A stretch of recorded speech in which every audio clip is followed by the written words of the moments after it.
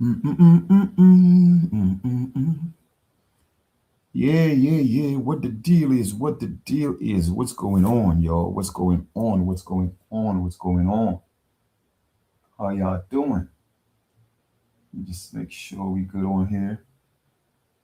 I think we good, we good, we good, we good. Hey, what go on? What the deal is? Peace and love, peace and love. What's going on? What the deal? Respect, respect, do every time. All right, now check this out. All right, I'm about to go in with some information right now. Y'all don't want to miss that. Nah, you don't want to miss that at all because I'm gonna show you the hijack and do what I do like nobody else does. You feel me? It's really that simple. YouTube, I'm back. Hey, what's good? What's good? What's good? What's good? What's good? All right. So, in this build, what I'm gonna do is let me see some. All right, good. I can't see all the comments on here.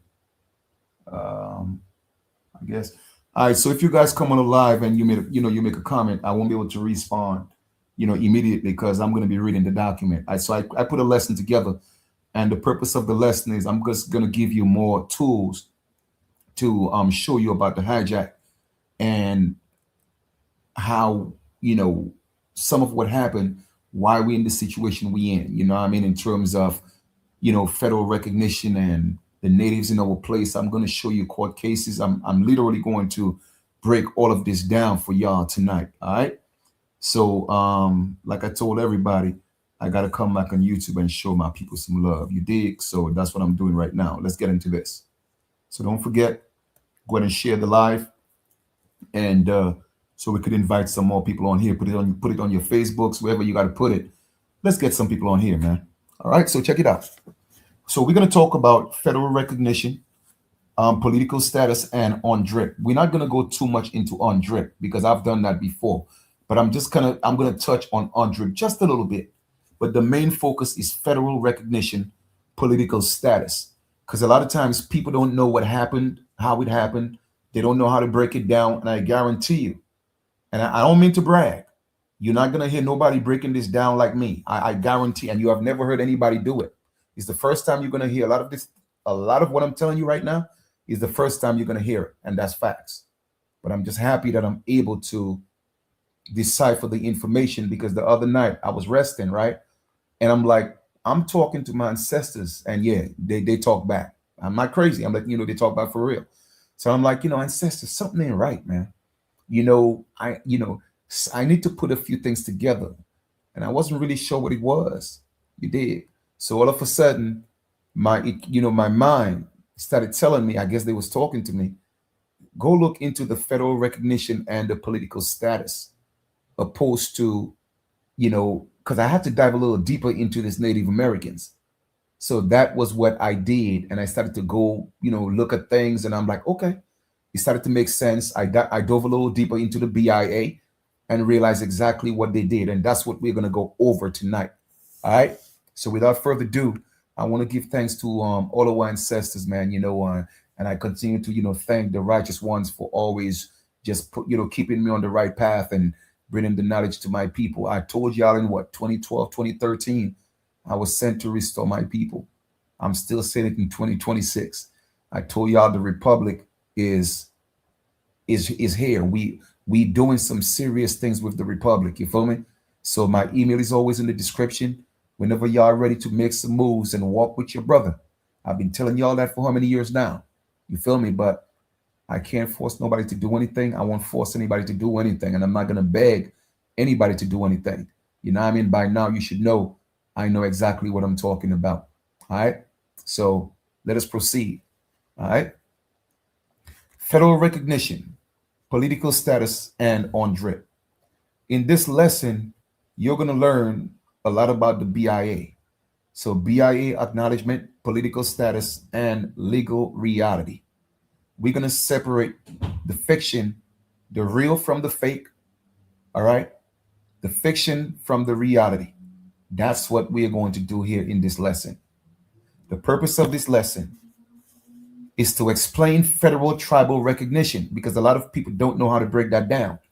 And I'm going to make sure that I break it down in layman terms tonight So if anybody come at you in regards to a Native American or whomever, now you have information to create some type of reasonable doubt. All right. So I'm doing the do. So therefore, this lesson explains the federal tribal recognition in the United States as a political legal status. That's all it is, people. I'm going to prove it. Federal recognition is only a legal status. It is not a racial or cultural judgment. And I'm going to take my time and break that down. All right. Greetings, greetings, greetings, greetings, greetings, love and respect. Welcome to the bill, Junior. What's good? What's good?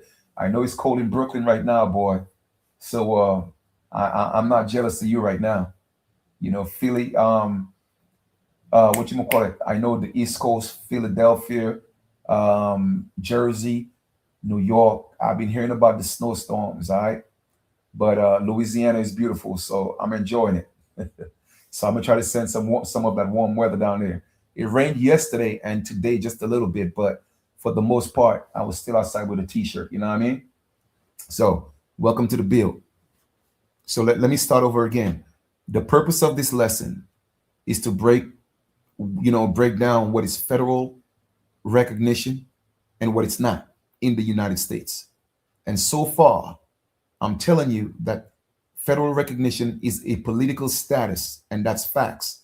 And I'm going to show you some court rulings that state that, all right, that federal recognition is only political. It is not racial or cultural judgment. It clarifies how recognition works through the Bureau of Indian Affairs. So BIA, if you didn't know about BIA, you need to learn about BIA, the Bureau of Indian Affairs. Why courts treat tribes as political entities and how this differs from international indigenous rights framework, such as UNDRIP. Like I said before, I'm not going to dive too deep into UNDRIP. I'm just going to touch just a little bit of that. But the main purpose of the law of this build is to teach you about federal recognition, what it's not and what it is, what it does and what it don't do, and teach you about the BIA. All right. All right. No doubt. Somebody said that were your ancestors politicians? My ancestors, well, my mom was a cop for 30 years, and I'm certainly sure I've had ancestors in politics. Yes. I'm not sure why you asked that question though, but yes, I know politics very well, and I didn't learn it from my ancestors. I studied. All right, cool. Let us proceed. This lesson, right, intentionally avoids debate about who is truly indigenous and focus strictly on the US law and how it operates. That's what I'm going to focus on. But based on what I'm breaking down, now you're able to make your own determination. You feel me? As to what you call it, who is actually indigenous. And when I say indigenous, I'm talking about original indigenous and who's not. Who's American Indian and who's not. And who's native and who's not. All right. So I'm going to be breaking all of that down. You feel me? That's right. The core question is, does federal recognition mean a group is racially or ancestrally American Indian? This is the first question. Pay attention to the question. Does federal recognition mean a group is racially or ancestrally American Indian? The answer to that is emphatically no. So once again, federal recognition does not determine if one is an American Indian or even an original indigenous individual.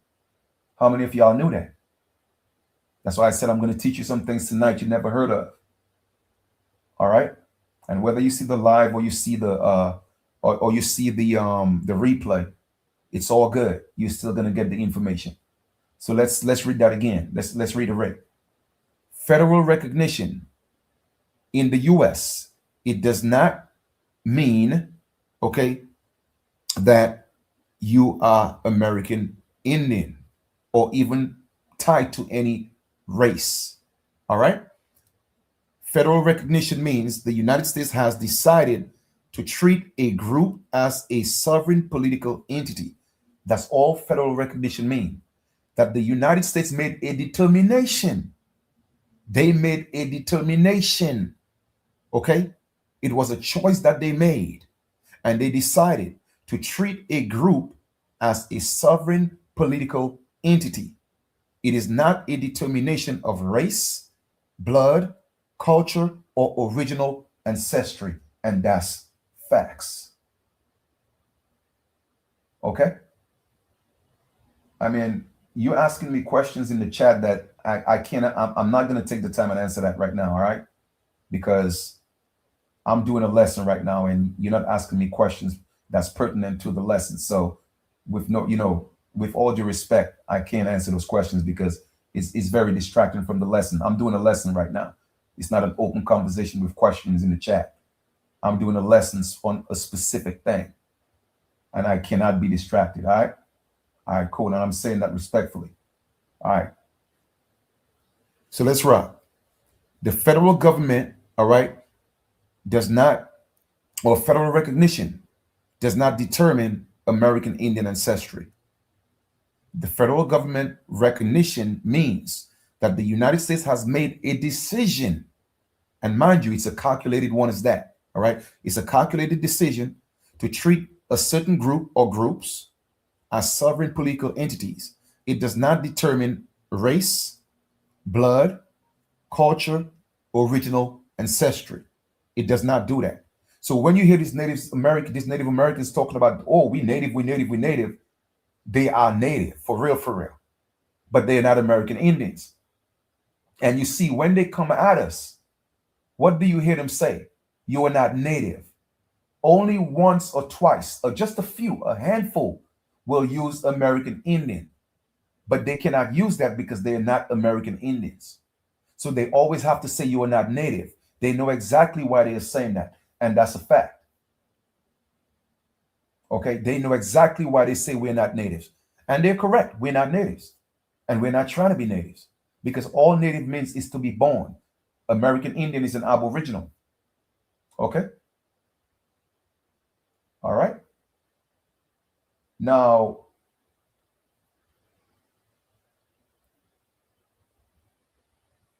all right, so let's continue. Part 1. What federal recognition is and what it's not. Pay attention to the title, all right, of part 1. What federal recognition is and what it's not. First, we're going to talk about what it is. What is federal recognition? Federal recognition is a government-to-government political relationship. That's all it is. Not a cultural, not ancestral, not racial. It's a political relationship from government to government. Okay? Recognition of sovereign governing bodies. Eligibility for federal Indian programs. Jurisdictional and administrative recognition. That's all federal recognition mean. When you have a chance, you could take screenshots and use those to teach as well, or just play the video for somebody. But we are going to get to the bottom of this truth. All right? So we know what federal recognition is. Guess what? Guess what it's not? Federal recognition is not a racial classification. So therefore, because you're recognized by the federal government, it does not determine your race.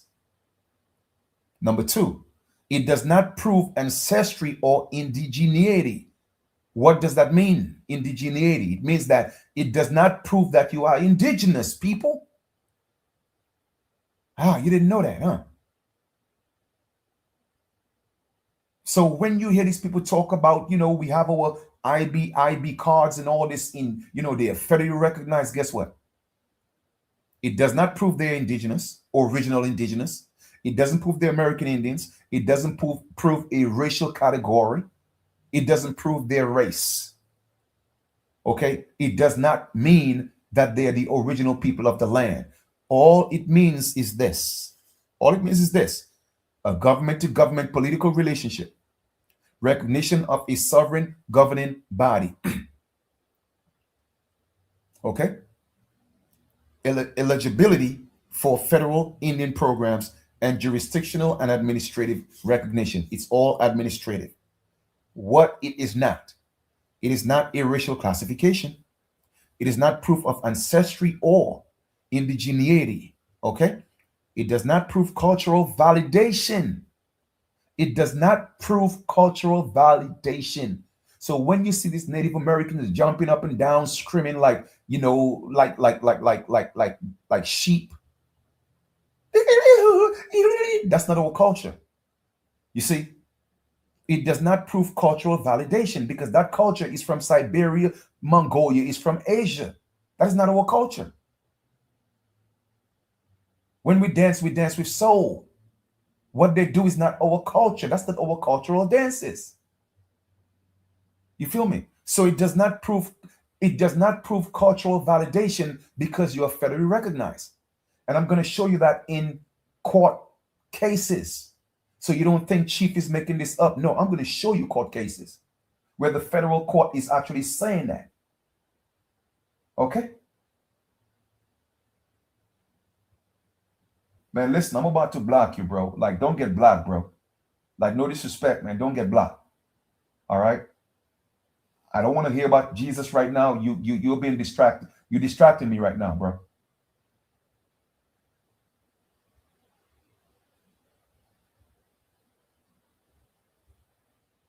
All right? So, like I said, I'm talking about something right now. Chill with that, all right? Like, for real, for real. No disrespect. And I'm not taking any questions right now. When I'm done, let me do the lesson. And then when I'm done, I'm going to take questions based on what I spoke of or in relation to what I'm not talking about Jesus right now. I'm not talking about church right now. Come on, bro. I don't need that type of energy, man. For real. If you came on here to be a demon of distraction, don't do that. Be respectful. And I'm asking respectfully. All right, cool. So federal recognition is not racial classification. It is not proof of an ancestry or indigeneity. It is not proof of cultural validation. Jumping around, screaming like somebody's choking you. You feel me? It does not prove you are American Indian. That's what I'm telling y'all. All right?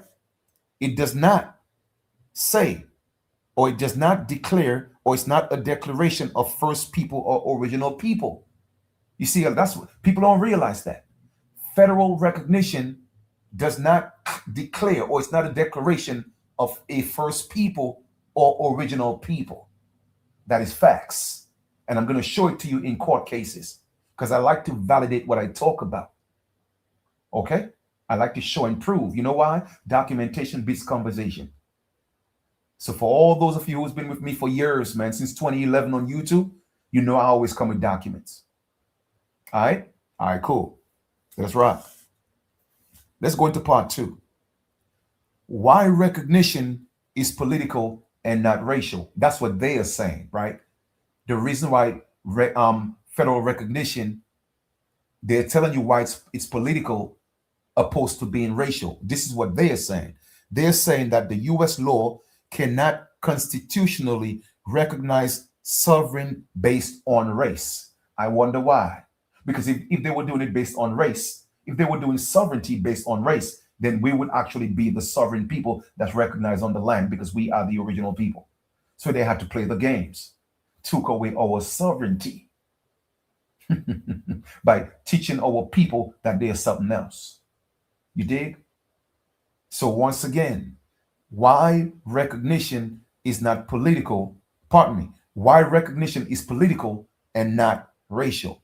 The U.S. laws cannot constitutionally recognize sovereignty based on race. Next, if tribes were treated as racial groups, recognition would violate equal protection principalities or principles. Instead, tribes are treated as political communities. All these people are is political communities Okay, given ratified treaties and they're called governments. Anytime you have an organization and there's a governing body, you have a government. How many of you knew that? Hmm? Anytime you have an organization and you have a governing body within your charter or your constitution, guess what? You have a government. Just wanted to point that out. The U.S. Supreme Court confirmed that this, and guess what? The U.S. Supreme Court confirmed this in a case court. Supreme Court, go look it up. I don't want nobody to say I'm making things up. Go look it up. All right. Martin versus Mancari, 1974, holding that the federal Indian classification are political rather than racial. Go look it up. Take a screenshot. I want anybody to prove me wrong. The federal government said in a Supreme Court case, Martin versus Mancari, 1974, holding that federal Indian classification are political rather than racial. Okay, that came from the Supreme Court. What's the Supreme? What is the Supreme Court? The supreme laws of the land, treaties, and Constitution.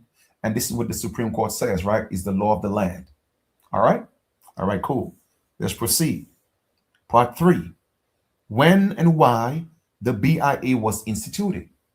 For those of you who don't know what the BIA is, like I said before, the BIA is the Bureau of Indian Affairs. You have to get familiar with them because they played part in the paper genocide. And I'm going to say allegedly, okay, to avoid lawsuits. But it's documented, all right? Just want y'all to know. So when and why the BIA was instituted. The BIA of Indian Affairs, which is BIA, Bureau of Indian Affairs, was established in 1824. In 1824, all right? 1824. Originally created within the War Department. Do you think that's a coincidence? The BIA was created in 1824, and it was first created in the what? In the War Department. I wonder why. It was created in the War Department, right? The BIA was formed to manage relations between the United States and Indian tribes. Let's read that again. The BIA was created in the War Department, and it was formed to manage relations between the United States and Indian tribes during war. So what do you think happened? Why do you think these wars were instigated? And what was the result of the wars? By instituting the BIA. That's where most of the paper genocide took place between the 1800s and then early 1900s, like 1907. And that's why I tell people, go listen. Once again, when I'm done with this lesson, all right, go listen to the conversation I had with the Cherokee Nation, and it's all going to make sense. It's all going to make sense because I tell people everything that I've spoken of literally came to pass. And when I had that conversation with the Cherokee Nation, I had the dude spilling the truth with all those treaties talking about from 18 something to 1907, all that time. All right. That's why these Native Americans, I keep telling you, they did not come from the Bering Strait. These people came here in the late 1700s from Russia to Alaska during the fur trade. They came here as commercial property. They were even doing servitude in Russia. All that stuff is well documented. These people haven't been here talking about, oh, we've been here, the Bering Strait in 15, 20, 30 years. Man, get the hell out of here. That's not true. They were put in place in the, like I said, the late 1700s, 1800s, when during the Reconstruction period, while the wars was going on, introduced the BIA, created an organization so to make everything administrative and political opposed to racial, ancestral, and indigenous. In other words, from de jure to de facto. Okay? All right, cool. Let us read. So the BIA originally was created within the War Department.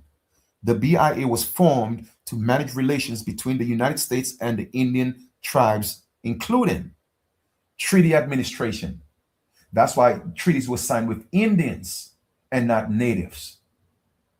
Pay attention to what I'm saying now. Treaties were signed with Indians and not natives. And there's a difference. When I'm done with the lesson, I'm going to show you in Black's Law Dictionary. Okay? All right, no doubt, man. Much gratitude, much gratitude. Yeah, definitely. Once I'm done with this class, if you remember the conversation with the Cherokee Nation, it will all make sense. If you forgot it, go look at it again because I'm showing you exactly the conversation I had with Dude. I'm showing you what they did and how it happened. But now I'm showing you in law. All right? All right, cool. Let's rock. So the BIA, during the War Department, they were put in place to manage the treaties. That's why all the treaties were ratified. So when I had the conversation with the Cherokee dude, well, he ain't Cherokee. Well, he might be Cherokee because all Cherokee means is the burning people. The real thing is Anianwea. But anyway, from the Cherokee Nation in Oklahoma, what did he say? He keep talking about, well, it's it's an organization, and that's the relationship we have with the United States, and it's based on our treaties with them. Yeah, I know it is.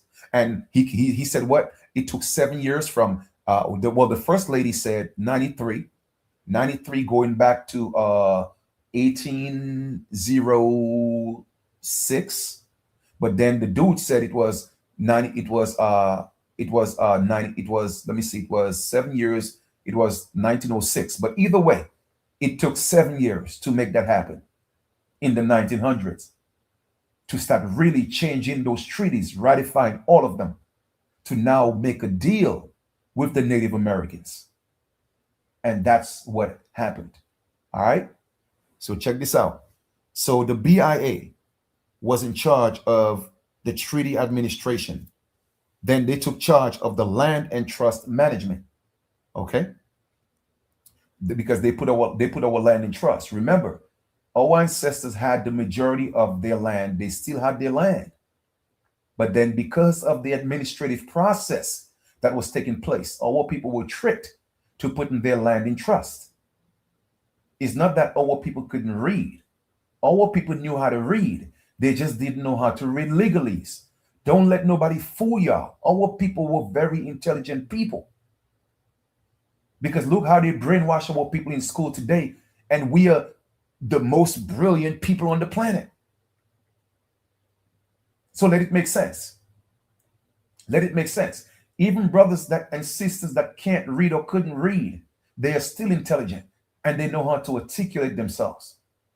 So the point I'm making is our ancestors knew how to read.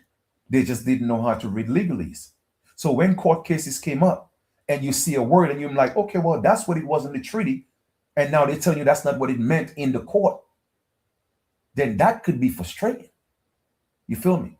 So that is some of the tactics that was used to make sure that a lot of our people lost their land, and it happened to end up in the trust of the United States, because those treaties were made with American Indians and not Native Americans. Okay? There were no treaties in the 1600s, the 1500s, the 1700s, and in the early part was made with Native Americans. Treaties with Native Americans started making them in the mid 1800s towards the late 1800s, during all the ratifications of the treaties with the Indians and now with the natives. Two different people, two different groups, okay, two different categories, okay? One is ancestral, one is political. That came here in the 1700s, all right? Let us rock. The BIA took control of the land and trust management. The Federal Oversight of Tribal Affairs. In 1849, the BIA was transferred to the Department of Interior. So remember, in 18 what we said, in 1824, right? In 1824, when they came in, they got instituted in the War Department. So after all the wars took place, because our people were fighting wars, remember, the last supposed war was in 1923. And then in 1924, they had the Indian Citizen Act. You feel me? I mean, we're still fighting wars today, whether you know it or not, because, we have old people out here calling themselves Black, African American, all type of names when they are actually the Indians. You feel me? So that is still some type of war to us to an extent. It may not be on the battlefield, but we're still POWs in our own land. You did. So here we are in 1849. The BIA was transferred to the Department of Interior. So we are talking about what you call it, 1824 to 1849. I would say that's about what, 24. That's about 20 what 20 about 25 years, right? So in 25 years of paper genocide, all of a sudden the BIA was now in place to be now what? The Department of Interior. What does interior means? It means now you are within, you are internal. You see, everything is named for a reason. It is not a coincidence. It's called the Department of Interior. Before that, it was, technically, it was the Department of Exterior, because they were fighting the wars until they got in, and now it became the Department of Interior. So now they have control. That is the takeover. That is the hijack. All right? Let's pay attention. This institutional history, it reinforces that the federal recognition has always been, pay attention, because when they came, you hear what it says? It reinforces this institutional history. In other words, it was a history that was put together through institutions. You did. So it was institutionalized, and it was reinforced that federal recognition has always been administrative, only administrative. Okay? It was political, and then it was government centered. Before that, it was about ancestry, it was about culture, it was about race, it was about being American Indian. After the hijack, it became Native American, ratified treaties. Well, first, ratified treaties, okay, not acknowledging the treaties with the Indians, and ratified the treaties, gave it to the Native Americans. So therefore, it became administrative. All right, it became political, and hence government centered. Okay, guess what? It was not racial or cultural. It was not racial or cultural, and that's facts. Okay, all right, cool. Let's go to number 4. The BIA federal acknowledgement process. This is the process for federal recognition. The BIA administers recognition under regulation found at 25 CFR Part 82. Okay, I am giving you researchable information so you could do your own due diligence, because I don't just like to spew things. You feel me? I like to give sources. I like to give researchable information, because you know why? Documentation beats conversation. People could talk as much as they want. I could go into the court laws and show you what I'm talking about in that case, right? So once again, go to 25C, and while you're on the live, go look it up. 25 CFR Part 83. The BIA does not decide who is indigenous, okay? It decides whether a group qualifies as a sovereign political entity under U.S. law. Let's repeat that again. The BIA does not decide who is indigenous. What it does, it decides whether a group qualifies as a sovereign political entity under US law.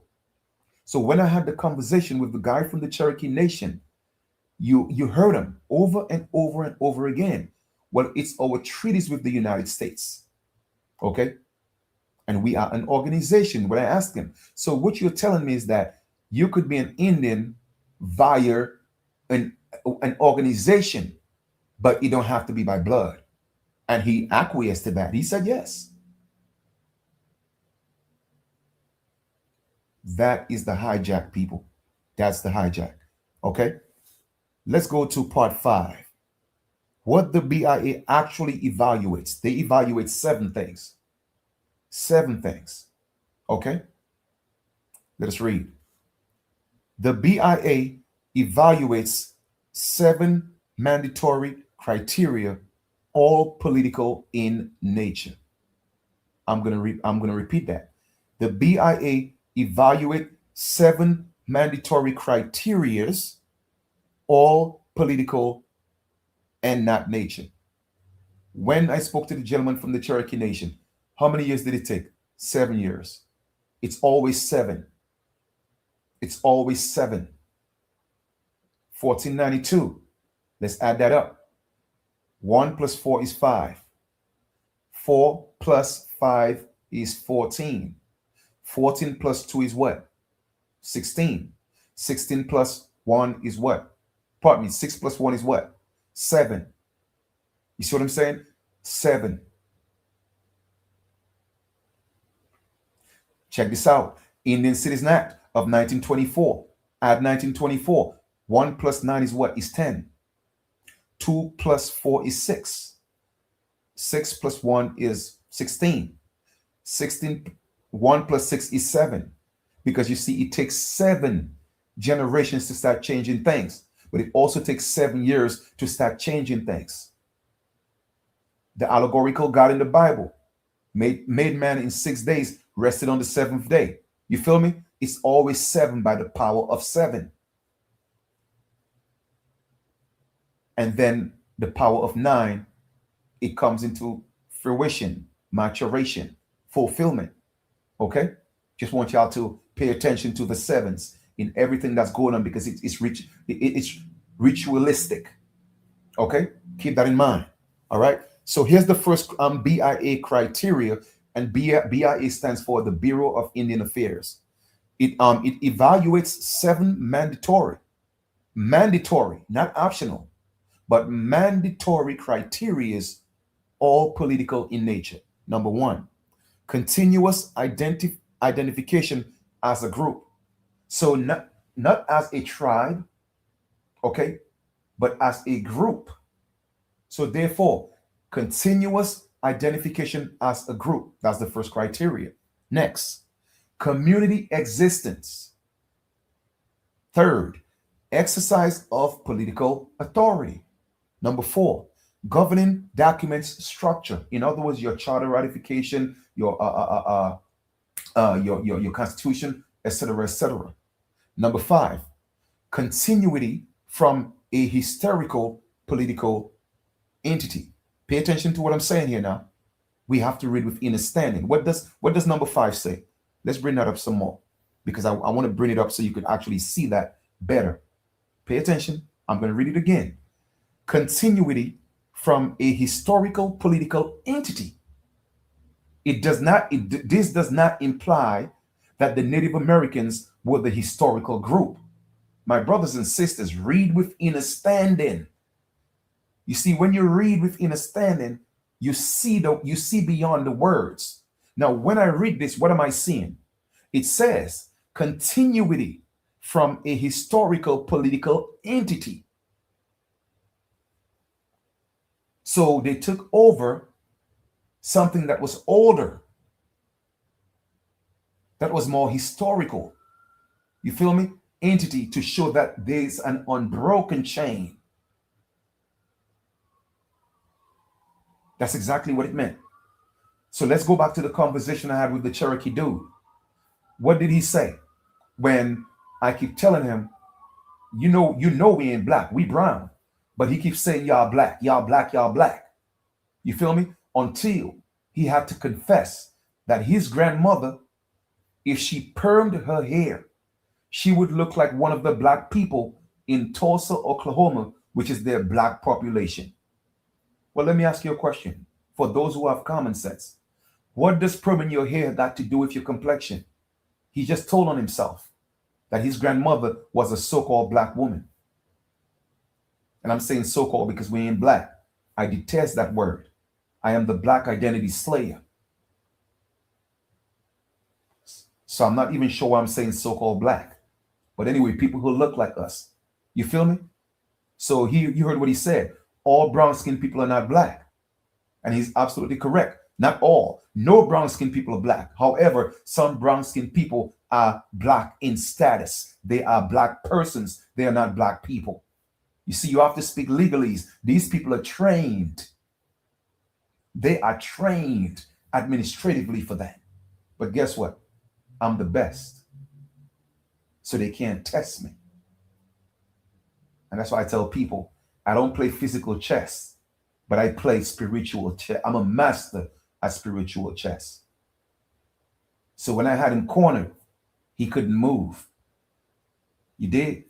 Let us read with understanding. So once again, those are the criterias that the BIA use. They are mandatory. Okay? There's no wiggle room. It's mandatory. No flexibility. It's mandatory. Number 6, exclusive membership not enrolled elsewhere. Okay? Number 7, no prior congressional termination. No prior congressional termination. Guess what? None of these criteria require proof of race. It does not require blood. It does not require phenotype. It does not require culture. And those are the same people trying to tell us we from Africa. Let it make sense. Let it make sense. Let it make sense. These people are nothing but political organizations.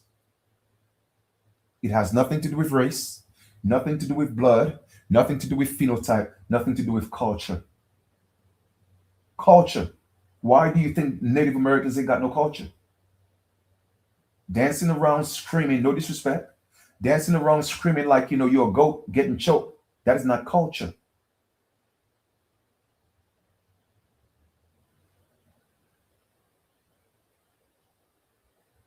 Okay, that is not culture. And I'm not putting them down. I'm just speaking the truth. You feel me? Now, the dances that they do, dancing out of tune and out of beat, yeah, that could be cultural. I respect that. But I've never seen a Native American restaurant. Never have. And I have documents to show that. Well, you know what? I'm not going to get into that right now because if I take it there, then I have to go off. I have to go off track. I don't want to do that. I'll do another lesson on that sometime. All right, let's proceed. So as you could see, the criteria, the mandatory criteria from the BIA, the Bureau of Indian Affairs, to become a federally recognized tribe, guess what? It has nothing to do with race, blood, phenotype, or culture. That's why they banned blood quantum, because these Native Americans would have failed miserably. Okay, let's proceed. Part 6. Why recognition does not equal identity. Pardon me. Why recognition does not equal indigeneity. In layman terms, what I'm saying is recognition of federally recognized tribes, it does not equal you being indigenous. And when I say indigenous, I'm talking about original indigenous, because indigenous has 2 meanings. And for the purpose of this lesson, we'll get into that as well. I'll go over that. Okay. All right, cool. The federal government avoids making racial or cultural determinations. Recognition reflects political community, not ancestral purity. Let's read that again. All right. Recognition reflects political continuity, not ancestral purity. This is why tribes define their own citizenship. Blood quantum is not federally mandated, because if it was mandated, people, they would not be the Indians right now, and they're still not the Indians. They would not be able to play the game. They cannot be actors because the blood is real. So if it's not mandated, therefore they could play their little political game and get away talking about their natives. But anytime they bring back, if they do bring back blood quantum, I promise you, Native Americans will not exist because they're not the original people. Okay? Facts over feelings, documentation beats conversation. Let's rock. The courts refuse to adjudicate indigeneity. Why do you think so? It's not that they can't, they refuse. Explain that to me. Why would the court refuse to adjudicate indigeneity? Hmm? How is that when it comes to things indigenous, they run away from that? Because they know who we are, people. They know who we are. Okay? But like I said, the truth will, more of the truth will come to light. And every knee will bow and every tongue will confess. Okay? Let's rock. Part 7. Supreme Court confirmation. Here, I'm going to give you 2 more court cases. I gave you one before. I'm going to give you 2 more. But the one I gave you before, I'm going to repeat it. So do me a favor. You could take screenshots, look it up, verify everything I'm talking about. Okay? Let us rock. Court cases to confirm what I'm teaching. Martin versus Mancari. I gave you that already. I'll give it to you again. 1974.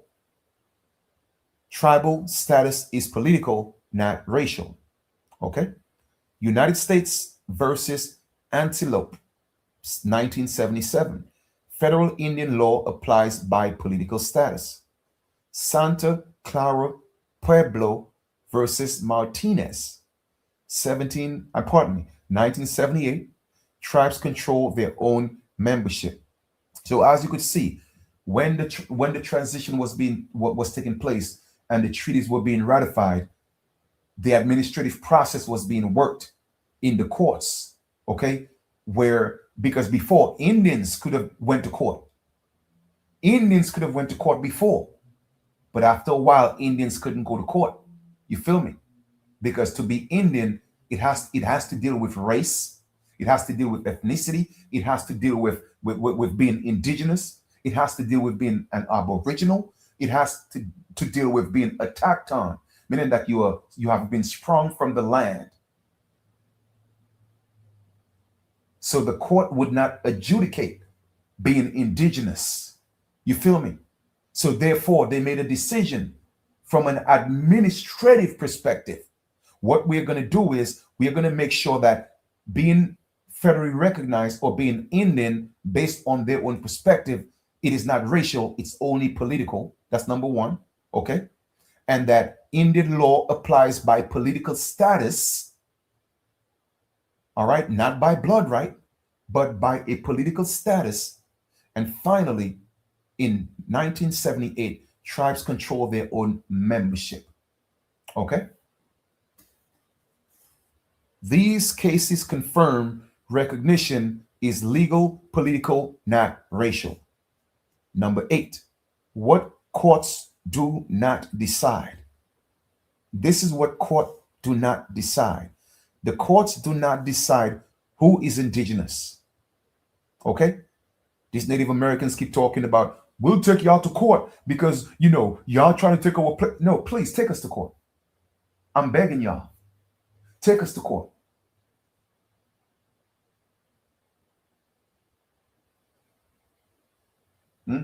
Take us to court. I'm begging y'all to take us to court. Trust me, they don't want to do that. They can't. Because if they do, they will lose, guaranteed. Okay? They will lose. So therefore, the courts do not decide who is indigenous. Courts do not decide ancestral legitimacy. Okay? Courts do not decide cultural authenticity, everything that disprove who they are and prove who we are, the courts don't decide that. Somebody let it make sense. I'm going to repeat that. Everything that would make us prove who we are in court and disprove who they are in court, the courts don't decide that. That's very interesting. Hmm? The courts do not decide historical primacy. Hmm? Okay, cool. Because guess what? The lies got to be protected. The actors got to they got to be protected. But like I said, there's ways around that. I know how. What do the courts decide? So we just went over what the courts don't decide. What do they decide? Let's see what they decide. They decide jurisdiction because that's what it's all about. It's about jurisdiction. Every court in the United States, for the most part, is administrative. Over 96, 98% of them, or even 99% of them is administrative. Okay? All administrative. So once again, the courts decide jurisdiction. The courts decide statutory authority. Statutory authority. All right? Statutory jurisdiction, all that stuff deals with wards, wards of state, subjects. Okay? All right, cool. What the courts decide? The courts decide political recognition. Okay? Not racial, not indigenous, not original, not aboriginal, none of that. You feel me? They don't decide that. However, they decide political. You see the game that's being played? Political recognition. So everything is politics. We decide who is going to be federally recognized. We decide who is the Indian. Let us read. Reading is fun for the mental. Part 9. UNDRIP versus, like I said, I wanted to touch on UNDRIP just a little bit to give you just a clear distinction between UNDRIP and federal recognition. Okay? And for those of you who don't know what UNDRIP means United Nations Declaration on the Rights of Indigenous People. I've already done classes on that. Okay? All right, cool. Let's go. UNDRIP recognizes self-determination. So via UNDRIP, we have a right to self-determination. Why can we use UNDRIP? Because the United States is a party to the UN. The United States is a party to OAS, Organization of American States. The United States is not America. Okay? So therefore, UNDRIP recognizes self-determination. UNDRIP focuses on people and culture. UNDRIP focuses on people and culture. UNDRIP operates in an international human rights law. Now let's contrast that to the US. The US federal recognition governing bodies. So it recognizes governing bodies. Like I said, you could have an LLC, you could have a trust, and you have governing bodies. Guess what? The court will recognize that. So it's nothing special per se. All right? Just so you know. It requires state acknowledgement. Once again, they decide who is Indian. It operates in domestic law because it's not international. Domestic law. And that's why I keep telling my people, I have the solutions. I know how to restore our people. Go back to my videos since what? 2012, 2013, 14, I've been saying that. And 2026, I'm still saying that. Always dropping my email. Let's come together. Let's do this. Let's do that. We already have the Republic in place. I'm still singing the same song. All right. Let's look at the key distinctions between UNDRIP and the federal recognition. UNDRIP recognizes people. The U.S. government recognizes government. The U.S. recognizes governments, which are political entities, right? But UNDRIP recognizes people. See the difference? People and organizations. U.S. government organizations, UNDRIP people. All right. Conclusion. The federal recognition is not proof of indigeneity. So having federal recognition, it does not prove that you are American Indian. It does not prove that you are actually an original indigenous individual. And that's facts. That's in law. Okay. At this time, what I'm going to do is, all right. Okay. So we still got some more reading to do. Hold on for a second. I thought we was getting ready to go to the next part of it, but we still got just a little more. So here we go. It is a political decision by the United States to engage with a group as a sovereign governing body. So that is only a political decision by whom? The ruling power, which is the United States corporation, okay, to engage with a group, okay, as a sovereign governing body. Identity and ancestry exist independently of federal acknowledgement. I'm going to say that again. Give me a second. I got to get some water. Hold on for 1 second, please.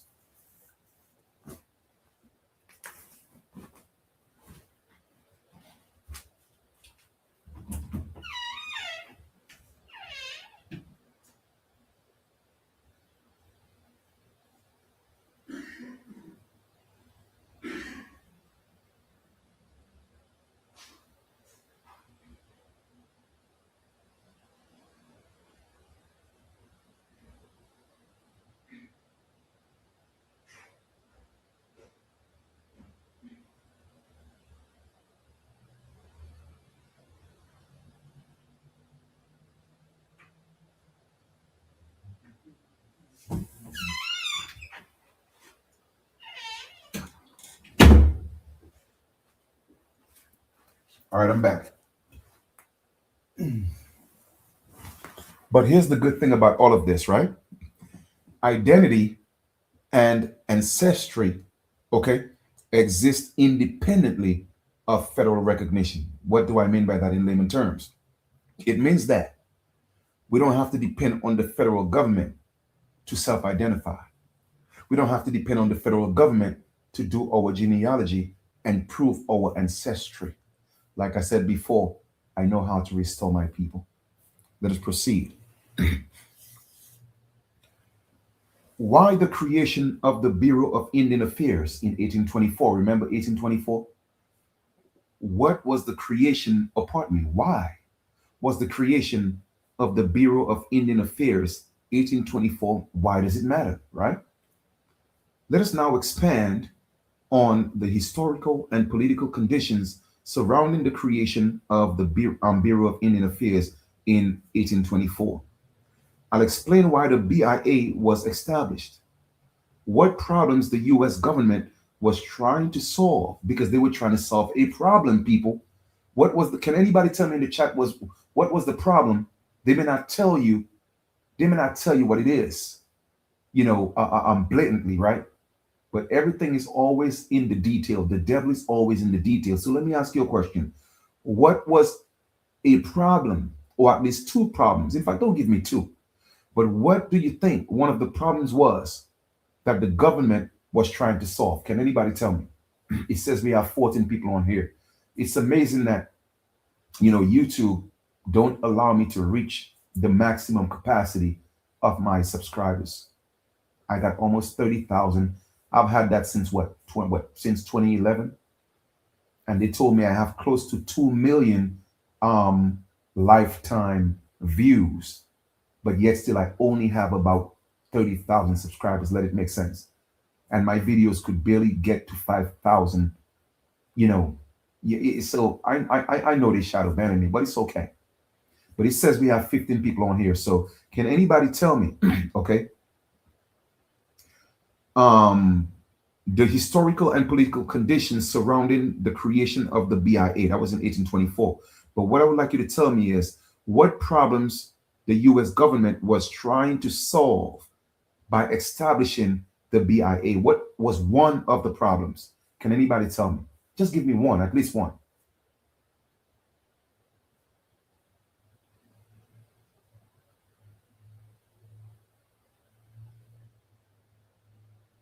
Okay, I guess I'll just have to say it. One of the problems they were trying to solve is the fact that our people were still fighting. They were still fighting. Remember, the last supposed war that they acknowledged was in 1923. Right there, we was in 1824. Okay, 1824. So therefore, I would say what uh another 100 years, 99, but 99 in another. So after the 1824 joint, we were still fighting for another 99 years, people, until 1923. So our people never stopped fighting. Even up to this day, we're still fighting. The problem is, oh, too many of our people fighting under the disguise of Black and African American because they have to convince them they're Africans. You feel me? They had to convince them. I was on a TikTok live yesterday or earlier today. You know, I didn't stay long because whenever I browse through TikTok, I check the energy for a couple of minutes, and it's so toxic sometimes. I don't even stay 2 minutes. I bypass that and I just chill, right? So I happened to tap into a live, and the subject matter is pretty much it was about Pan Africanism, versus FBA, and I'm telling you, it was so toxic. It was so toxic that and funny at the same time because the FBAs was cursing. They were cursing out the Pan Africans, and the Pan Africans was cursing out the FBAs. But here's the irony in all of this: each of them telling each other they're Africans. FBA telling FBA telling Pan Africans they Africans, and FBA telling the Pan Africans they are not Africans. But the Pan Africans is telling the FBA, we know we Africans, but you guys are also African too. You're not indigenous because when we go to your website, you said you came in America in 1524. So how can you not be African? So you have two African groups fighting each other. That's how crazy this has gotten. Crazy. But the Pan Africans, their whole thing is none of us are indigenous. They call us pretendians. You see what I'm saying? But the point I'm making is this: when people don't study enough, people don't do their due diligence, people don't look into law, people don't read into history, you feel me? Then they always make these assertions based on emotions. Based on emotions. And like I always tell people, the majority of the people that call themselves Black African American, and as a matter of fact, there was um another sister on that live. So it was three different categories. My mistake. It was three categories. It was FBA, Pan African, and African American. The difference was the African American was agreeing with the Pan African because the African American was saying, well, I know we African, but we in America now. So therefore we African American. All right. So I'm okay with that. The Pan African is saying the same thing more so, but the Pan African is kind of like denouncing America and really on that African hard. The FBA is saying, you know, yes, we came from Africa in 1524, but we are no longer African because we changed who we are. And then the African American is telling the FBA, how can you change who you are? That is just something new. You cannot just change your identity.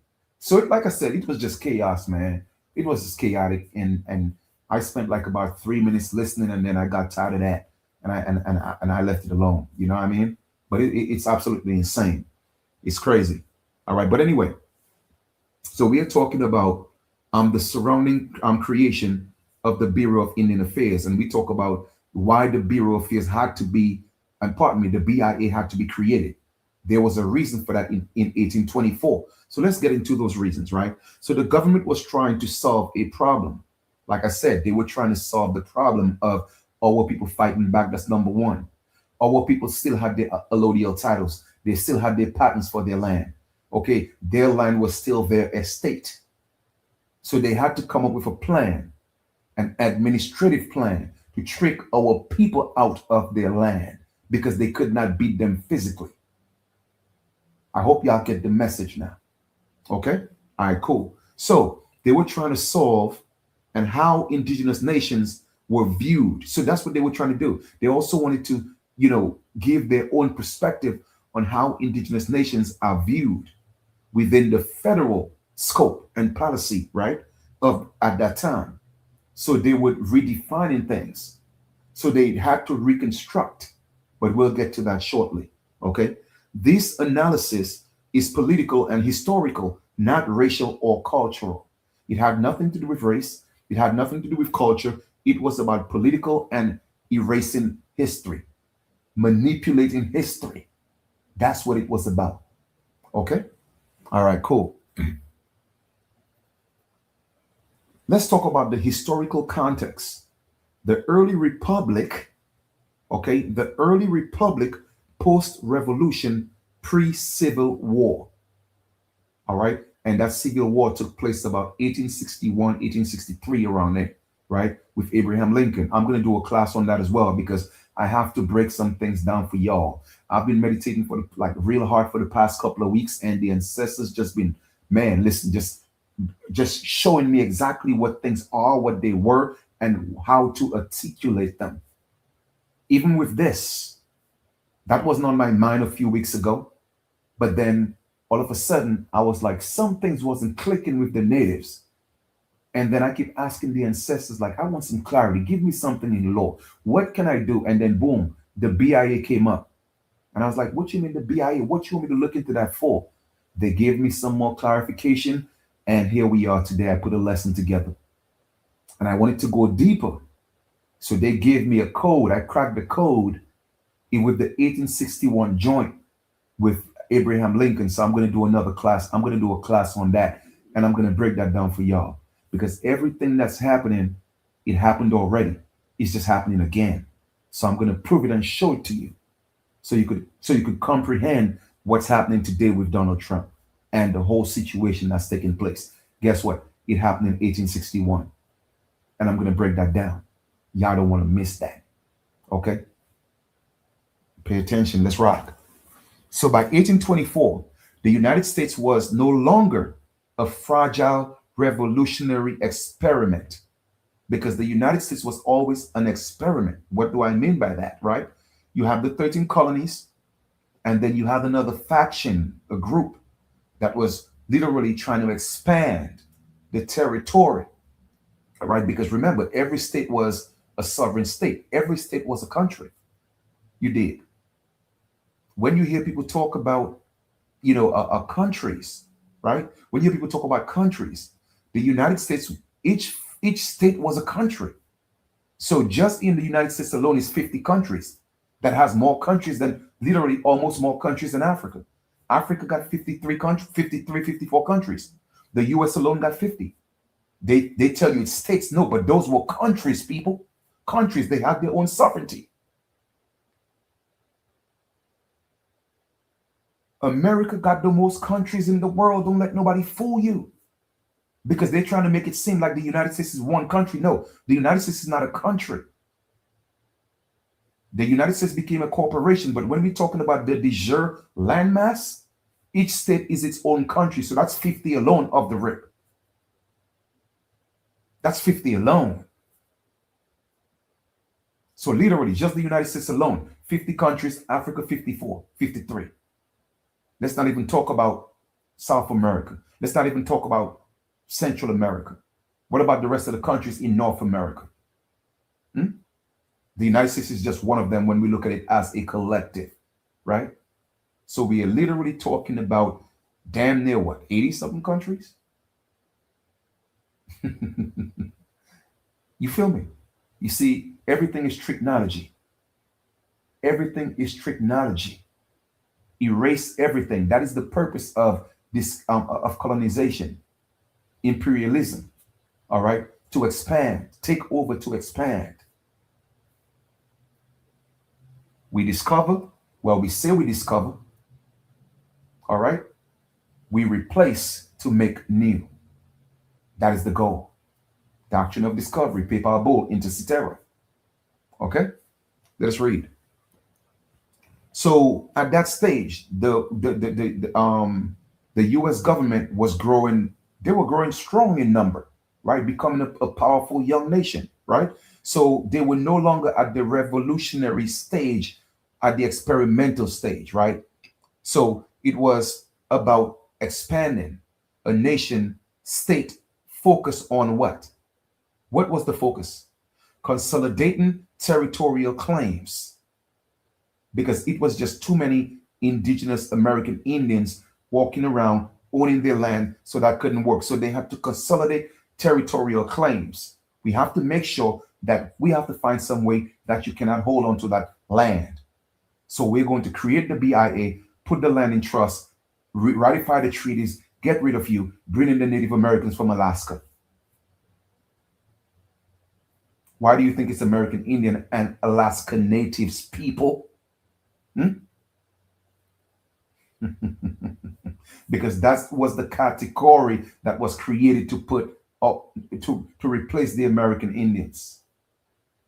Like I told y'all before, ain't nobody do it like this. Let's go. What's next? Expanding westward, right?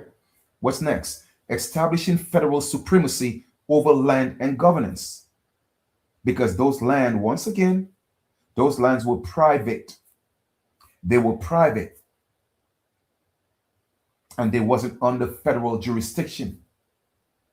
They wasn't under federal jurisdiction. Okay? They wasn't. The federal government had limited powers, limited and enumerated powers. What does that mean? Enumerated means a list, certain things they could do, a small list of things they could do, because the states were actually sovereign states. And that's what I'm going to do a lesson on with the whole Abraham Lincoln joint. I'll do that another time. Okay? All right, cool. So it was about expansion. It was about supremacy of the federal government over land and governance, right?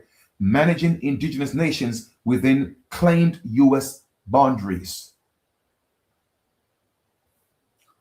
The creation of the BIA must be understood within this expansionist framework.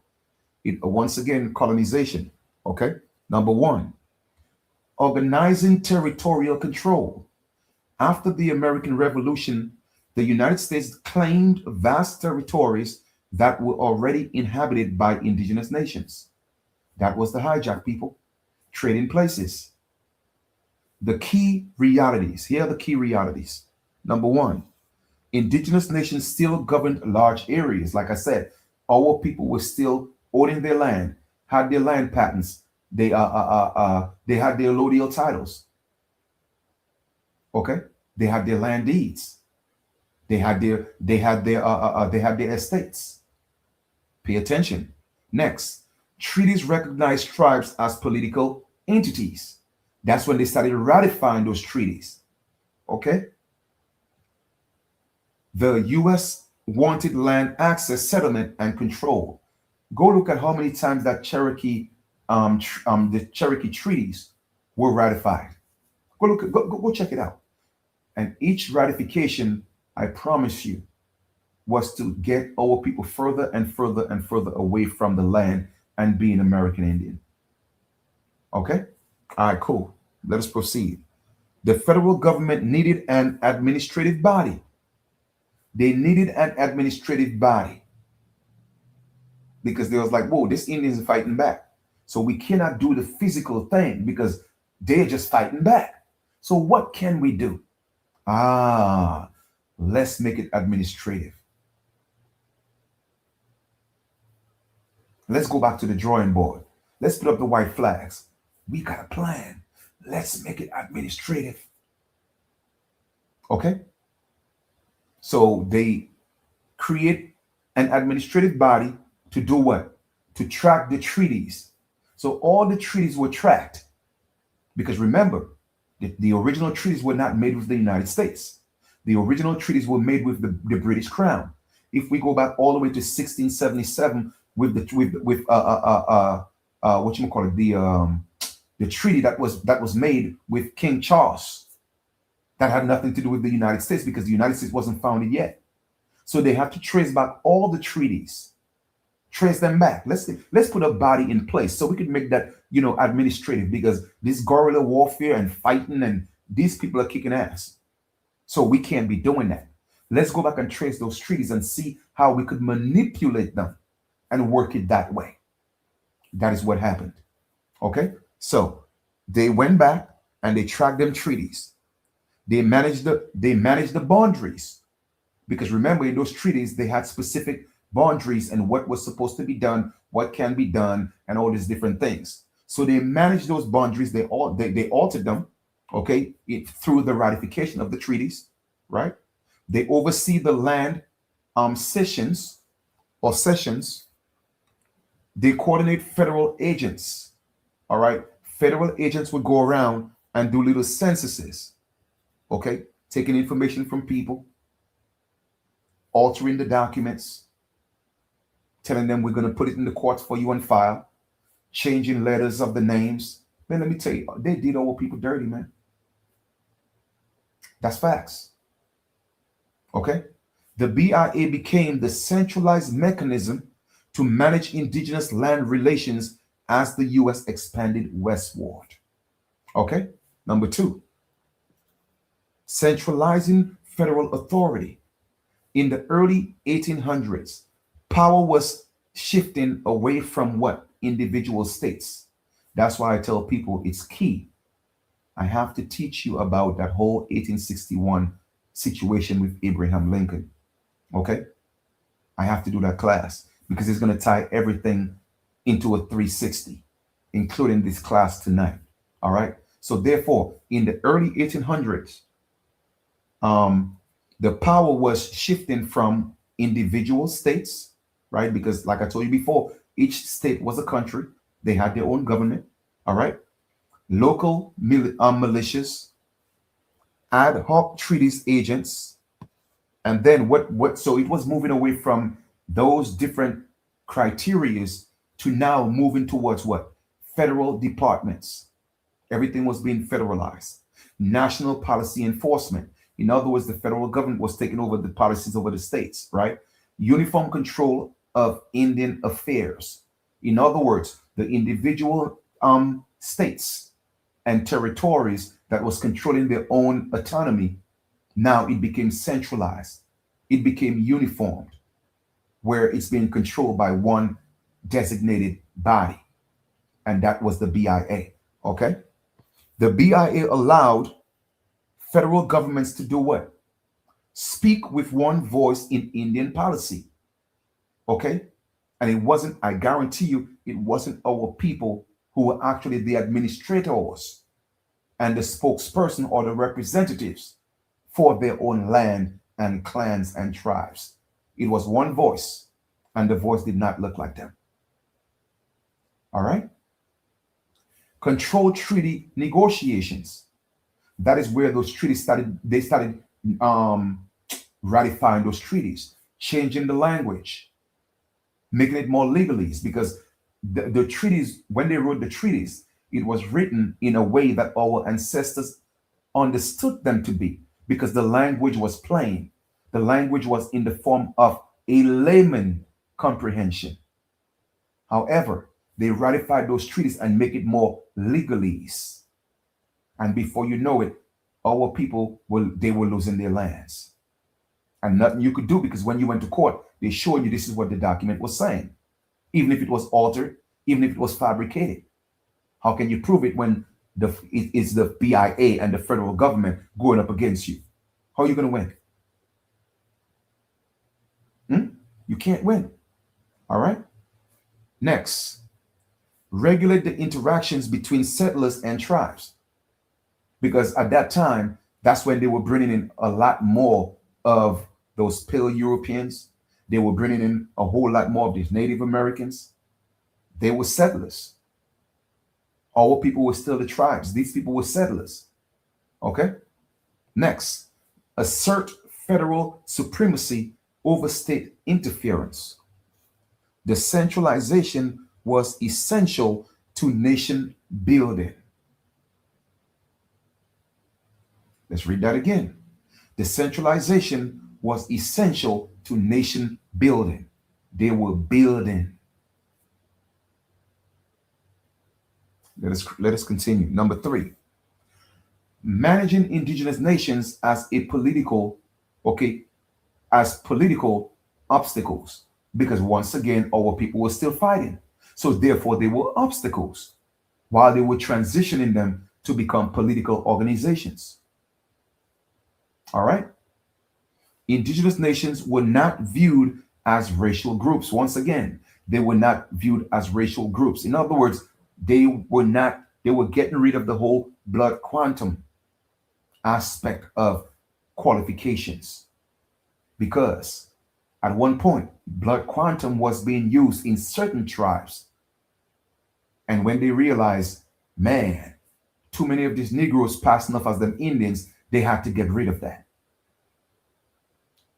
So at that point, the qualifications became 7 of those criteria that I laid out.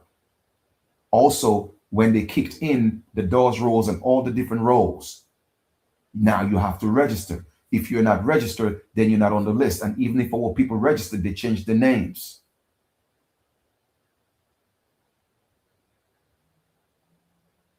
If that's not enough to get our people upset and be like, yo, Chief, I know you've been speaking the truth, man. I know you've been saying you know how to restore our people. Like, I'm here, Chief. What we got to do? Maybe one day it'll happen. 2033, 2050, I don't know. But I've been saying it since 2012, 2013. Check this out. These tribes, okay, they were viewed as separate political entities. All right? Separate political entities. Why do you think that was so? To create division, divide and conquer. All right? Divide and conquer. If I could tell the Bloods and the Crips that they're 2 different people, give them 2 different flags, I could have them fighting each other. You did? That's exactly what they did with the tribes. For people who pretty much didn't get the reference or the analogy of the Bloods and the Crips, guess what? They are political entities. They are political entities. All right? They are. They were just taught a different form of the politics, put it that way. All right? Let's proceed. Foreign or quasi-foreign governments. In other words, de facto governments, not de jure governments. Okay? Foreign or quasi-foreign governments. Because all these people are foreigners, all of them, including Native Americans. Okay? Obstacles to settlement and land acquisition. Obstacles to settlement and land acquisition, because our people were fighting. They were fighting. But eventually, when they started losing their land was being sold for $5. Plots were being sold for $10, $20, just to be spiteful, to take away the land from our people. You did. All right. From the federal perspective, indigenous sovereignty complicated westward expansion, because these people were viewed as their own governing bodies, and you just couldn't do certain things based on those treaties. So their sovereignty made things complicated. Okay, the tribal land ownership conflicted with private land markets, because they were putting our ancestors' land on market blocks and selling the plots.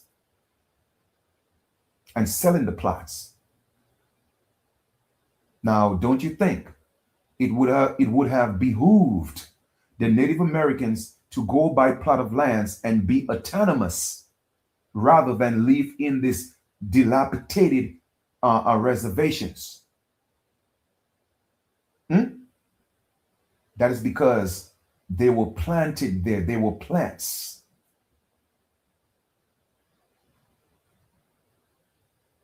Contractual political refugees, if I may. Okay?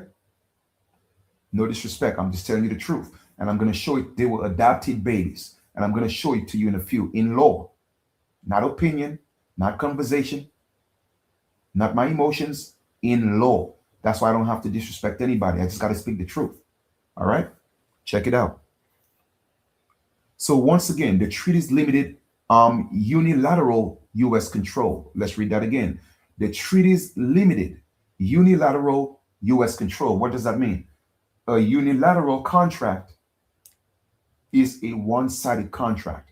So therefore, the treaties that were in place with the American Indians, not the Native Americans, but with the Native Americans, it prevented the United States from making unilateral contracts because there were treaties in place.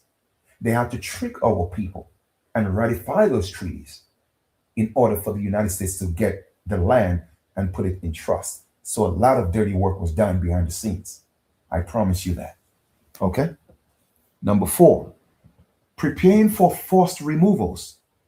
Now, it didn't say preparing for removals. It said preparing for forced removals. In other words, our ancestors were moved. They didn't give consent. They did not acquiesce to moving. They were forced to move. They were coerced to move. They were threatened to move. Although the Indian Removal Act was passed in 1830, its groundwork was laid earlier because it was a plan. It was a plan, people. It was by design. We are going to have boarding schools, teach the Native Americans. We're going to program them. So we're going to accomplish 2 things with the educational system. We are going to program the Native Americans so they could have this scripted dialogue. You are Native American, you're Native American, you're Native American, you came from Siberia, you came from Siberia, you came from Siberia, you're Native American, you're Native American. Okay? Here's another part of the curriculum. You see the Indians? Now you got to tell them they're black, they African, they black, they African, they African. That was the 2 parts of their boarding school. Then the educational system on our side was, you're just African. You're just a slave. So you see what played, okay, in the school educational system and the boarding schools. That is exactly what was going on. The indoctrination. If you tell people a lie long enough, it becomes the truth, to the point where the people that the lies were told to, they are now convinced is the truth, and they would actually try to kill you because that lie has become their truth. It has become the foundation of their truth, their livelihood, their survival.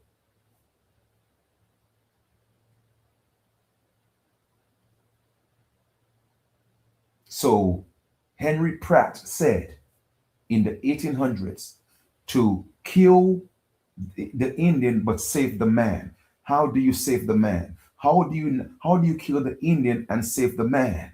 Go look it up. General Henry Pratt. I think in 1817, don't quote me on the exact date, but in the 1800s, he did a national speech, not just a speech in one state. It was national. The man said nationally, let us kill the Indian but save the man. So how do you do that? Because the Indian was too important. The Indian was too significant. Okay? So they couldn't do that. So they had to find other ways to kill the Indian. Paper genocide. Hence we have the term, the pen is mightier than the sword. So we had eugenics, vital statistics, Walter Plecker. We had, like I said, Henry Pratt. All of them played a role in the paper genocide. Let's not talk about the BIA and their agents. Let's not talk about the federal government. So everything was planned. It was already laid out. These people are always 50 moves ahead. They are not reactive. Okay? They are responsive. There's a difference. You see, the majority of our people like to react. opposed to responding. A lot of our people like to react opposed to being proactive. We like to wait until things happen to us to take action. I'm not like that. I am very proactive. That's why I keep telling people I know what to do. I've been saying that. I know how to restore our people. That's what I was sent for.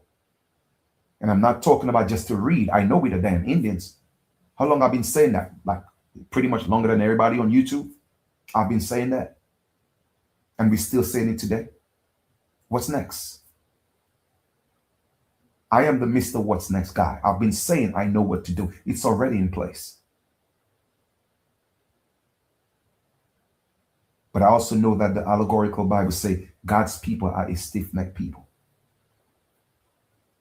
They have to wait until the storm comes so they could look for the ark when the ark is already built. But I'm going to say it again, only time will tell. Because everything that I speak of, it comes to pass. All right, so let us read. What did the BIA do? The BIA helped collect population data. That's where the manipulation came in, because when they started taking the data via censuses and all these different institutions and mechanisms, right? What did they do?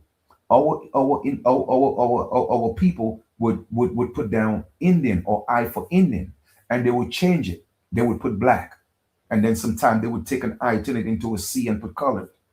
They were doing stuff like that. They would misspell names, turn an I into an E. That's what they were doing because they were collecting data. Okay. What they did next? Identity tribal lands for cession, which means the formal giving up of rights. Okay. So formally, they put our people in a position so they could formally give up their rights, give up their property, their territory by the state. Okay, by a state. And that was in 1830, around that time. All right? Around that time, our people were still fighting. Next, organized relocation logistics. So even if during the wars was going on, they were looking at possible places to move our people.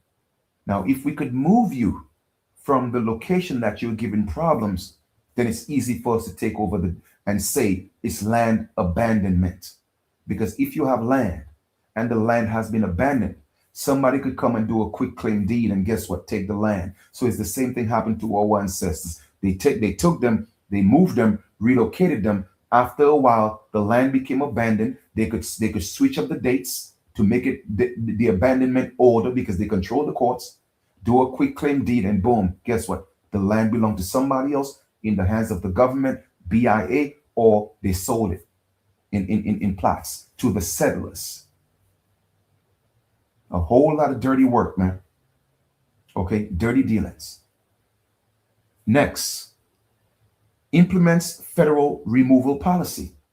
So we're not just going to organize relocation logistics, but we're going to implement federal removal policy. All right, the rules. Forced removal was not spontaneous. What does that mean? If you have a spontaneous action, all right, it means that it's happening instantaneously, like on the spot. It's spontaneous, but it was not spontaneous. It was premeditated.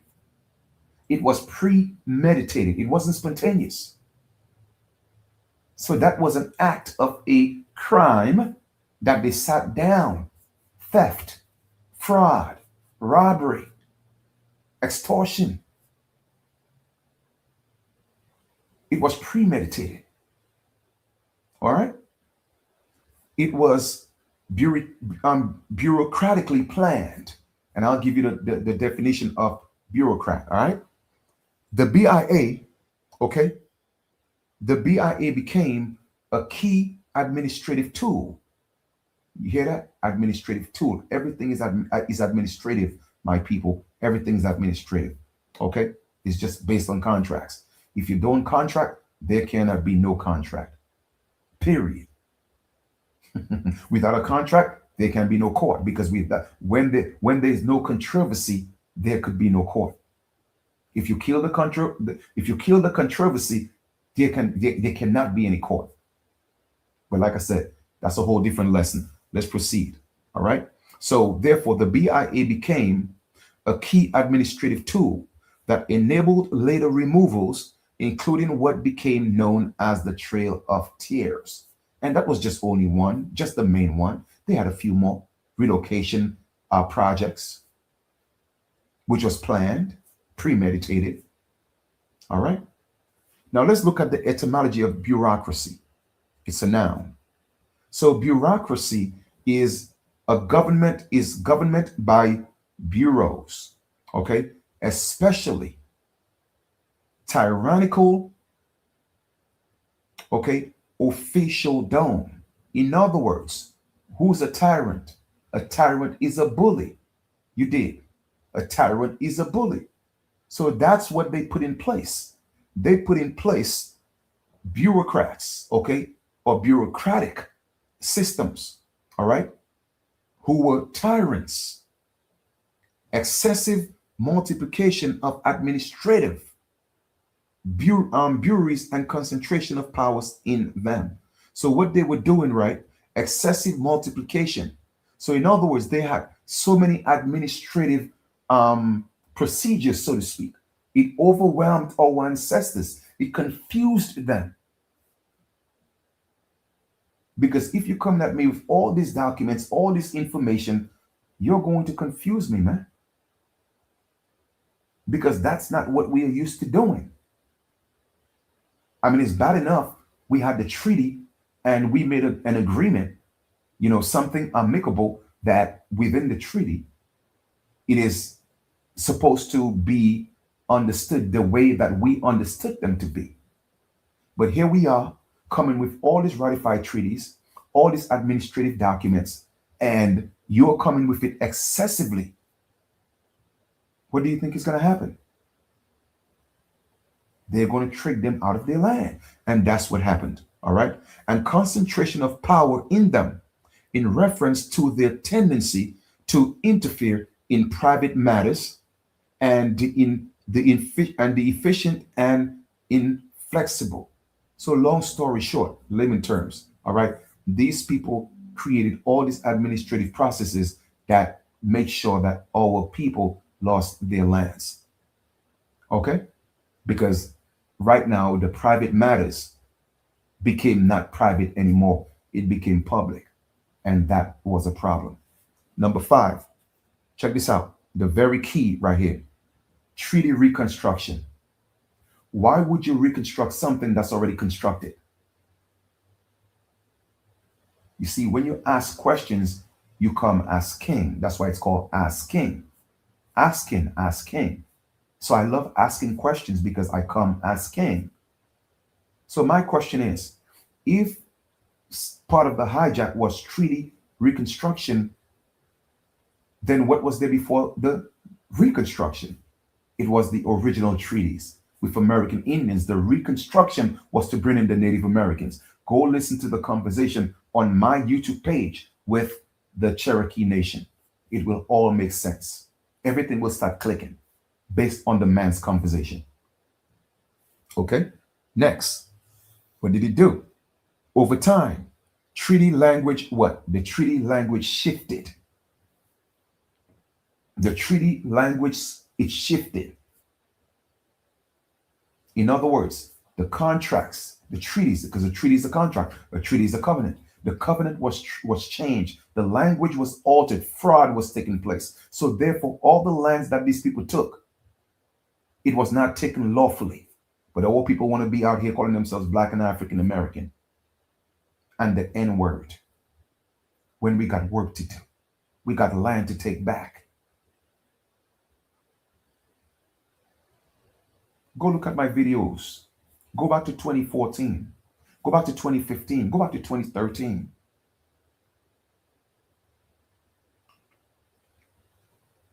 How long I've been talking about the collective coming together? I'm still singing that in 2026. I mean, ancestors knows. I hope I won't be singing it in 2030. I'm just saying. I've been doing it. Everybody keep talking about we Indians, we Indians. Who else is coming on the internet doing what I do? I'll wait. I'll wait. Who else? Who's coming with solutions? Who else? In such a profound way, in such a way that's being articulated. Who else is doing that? That has a clear, decisive plan. Because I know how these people think. I know how they think. I've seen everything. I know everything they're going to do.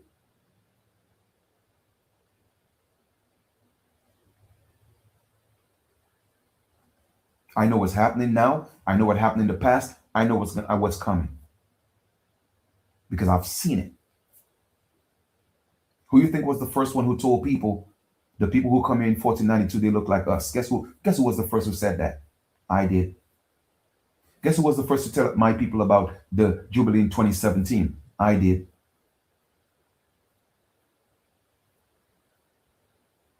I'm just saying. And I'm not here bragging. I'm just saying, like, what is it going to take? Let us continue. The BIA played a role in renegotiating treaties. My brothers and sisters, go listen to that Cherokee conversation again. It took 7 years, people. 7 years. From the 1800s to 1903 or 1906. It depends on the perspective because the lady gave a different date and then the gentleman at the end gave a different date. I think his is a little more accurate. But literally, 7 years to completely put the Native Americans in position.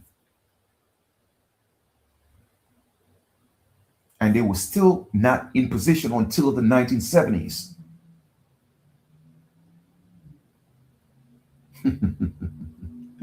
I keep telling y'all, man. Because why? Our people in 1967, our people were supposed, it was a jubilee, and our people were supposed to get back the land. Okay? They were supposed to be restored. But then they put James Brown on the scene to call our people black, put them back in slavery for 50 years because black is a curse. You feel me? So the moment they put that spell on the national platform, it was a national spell. It was a national curse. And our people accepted the curse. It was a ritual, people. It was a ritual that was done on media, on the media. For 50 years. 1967, 1968 plus 50, what it takes you to. 2016, 2017, another jubilee. Because a jubilee is every 50 years. Depends on the type of jubilee. I came on the scene, people. The ancestors came to me and said, Chief, it's a jubilee. Let the people know. They even gave me confirmation when I went to the train station. The lady from Egypt got on her knees on the train, crowded train in New York. Oh, you are the native. You are the American Indian. Thank you for having us on your land. Thank you. The lady was on her knees crying. I felt so embarrassed. A grown-ass man, a woman bending down, she ain't asked me to marry her. And I'm man, listen, man. And the ancestors say, Chief, now chill, man. Chill. Let her do what she's doing. She's honoring us. And she stood up when she was done. I said, Miss, I'm not going to ask you to get down on your knees, but can you do me a favor, please? Can you repeat what you said when you was down there? And no, hey, no pun intended. All right. I mean, on her knees, telling me thank you, whatever the case is. All right. But the point I'm making is this. In 2017, I say, people, Trump is the Trump card, people. Let us use this because the ancestors told me what it was. Man, everybody thought I was crazy. Everybody thought I was crazy. Mm-hmm. And then boom, our people didn't get it. What happened? They brought in the Democrats. Who did they bring the demon? Who was leading the Democrats? The Obama Nation. So they brought in the Obama Nation. I knew exactly what it was. It's what we're going to do. We're going to get rid of American Indians. Now we're going to say, we're going to say that it's Native American. That's what Obama said on live TV. Very interesting. But I was like, you know what, Chief? I know 2025 is the year of the 9. It's another jubilee. Let me warn my people. I came back on the scene. People, guess what? It's another jubilee. You know what I'm going to do? I'm going to give y'all a free declaration. Correct your status, people. Everybody thought I was joking. Nobody was taking me serious. People, I know what to do. Walk with your brother. I know what to do. I know how to restore people. Boom. I'm like, listen, the Jubilee is going to end on January 6th. How many of y'all actually filed your declaration? Y'all still are here in the system, Black and African American. Do you know that the Pope just closed the door? And a lot of people who, I mean, I'm not saying you cannot correct your status now. I'm not saying that. What I'm saying is a lot of people are going to deal with situations, and I promise you, anybody who's Black or Black calling themselves Black, they're going to lose everything. Mark my words. I promise you that I saw it. The ancestors showed it to me because the curse was supposed to be for a short time, where we had to take the curse of the pale man so that the pale man could rule. But at the end of his rule, okay, our people had to get up and not give back the curse, but release it and stop being Black, be lacking. But guess what? They still want to be Black. So now the Pope has closed the door, the diagnosis door for the Jubilee. The next one is not until 2033. What's going to happen between 2026 and 2033? Watch. Watch Black people lose everything. And when I say Black people, I don't care where you're from. As long as you're calling yourself Black, the energy within the universe right now is going to make sure you be lack and lose every damn thing. Whether it's a good job, a position, a house, chat. I'm telling you, watch. Because y'all think this spiritual thing is a joke. And Black is a spiritual curse, and y'all don't get it. How the hell does grown people with brown skin convince themselves that they are Black? I mean, when you look at your skin, you see that you're brown. When you look at pale skinned people, you see that they're not white. Something in your mind should trigger and be like, you know what? Maybe this dude is, I don't like this dude called Chief. I don't like him because he's from the Caribbean. He's not one of us. I don't like him. But maybe he's speaking the truth. Maybe. Let me go look into this. Because obviously, I'm in the mirror, I'm seeing brown skin. What does this mean? You trying to tell me 40 something million people cannot ask themselves that question in a mirror? Hmm? Let it make sense. Let it make sense. Because you think if you stay Black, they're going to give you something. Oh, well, guess what? That is the biggest trick the devil ever pulled. Well, not the biggest, but one of them. Because it's all part of the plan. They're always 50 moves ahead. Always 50 moves ahead. It was never designed for Black people, African American, colored people to win. No. The design was for American Indians to win. The ultimate game, the ultimate war. That is the design. That's why American Indian was what had to remain in law, what had to remain in the Northwest Ordinance. That's what the treaties were signed with. American Indian. It wasn't signed with Moors. It wasn't signed with Israelites. It wasn't signed with Hebrews. It wasn't signed with Tartarians. It wasn't signed with Anunnaki. It wasn't signed with Atlanteans. It wasn't signed with Egyptians. I mean, y'all want to be everything except who you truly are. That's why these Native Americans have to laugh. Oh, I was everything. Because that's what y'all do. And I'm not denying the fact that we could have been everything, or we may have been everything, but the point I'm making is everything will not work today.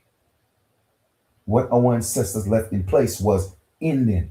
Grandma never said you had a little bit of Israelite.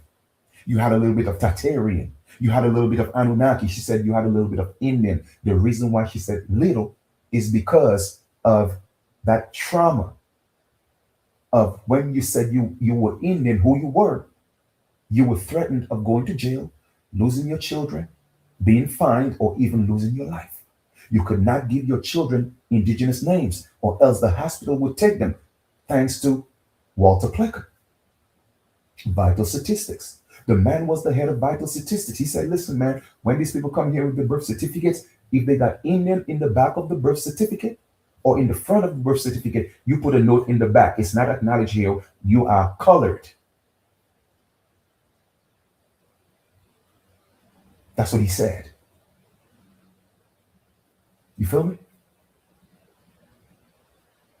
So all I'm just saying is do a little research. Don't hate the messenger. You ain't got to like me. You ain't got to call me your brother. But damn, I mean, the truth is the truth. I'm just saying. You did. But let us finish up this lesson here. We're almost done. The BIA played a role in renegotiating the treaties. Now, can you imagine what these treaties were before they were renegotiated? Because if they did not renegotiate them, guess what? These Native Americans could not be in play today. Because those treaties would have been saying something completely different. My brothers and sisters, I know the way out. I'm not telling you I believe. I know. I don't do belief systems. I know the way out. Let's proceed. The BIA played a role in reducing tribal land basis. Okay? Transforming perpetual sovereignty. That word perpetual is a crucial word in there. For those of you who may or may not know, perpetual means, ongoing, never stop. So therefore, our people had a what? A never stopping sovereignty, a perpetual sovereignty. So this is what they did. They literally they were transforming the perpetual sovereignty of our people. What did Henry Pratt say? Henry Pratt said, kill the Indian, save the man. That's how you do that. You start transforming the sovereignty into a managed dependency. I'm going to make you colored. I'm going to make you black. I'm going to make you Negro. I'm going to make you African American. I'm going to make you the nigger. So therefore you become dependent on me and you cannot do anything without me. You got to beg me for everything. When the truth of the matter is we were the ones begging you.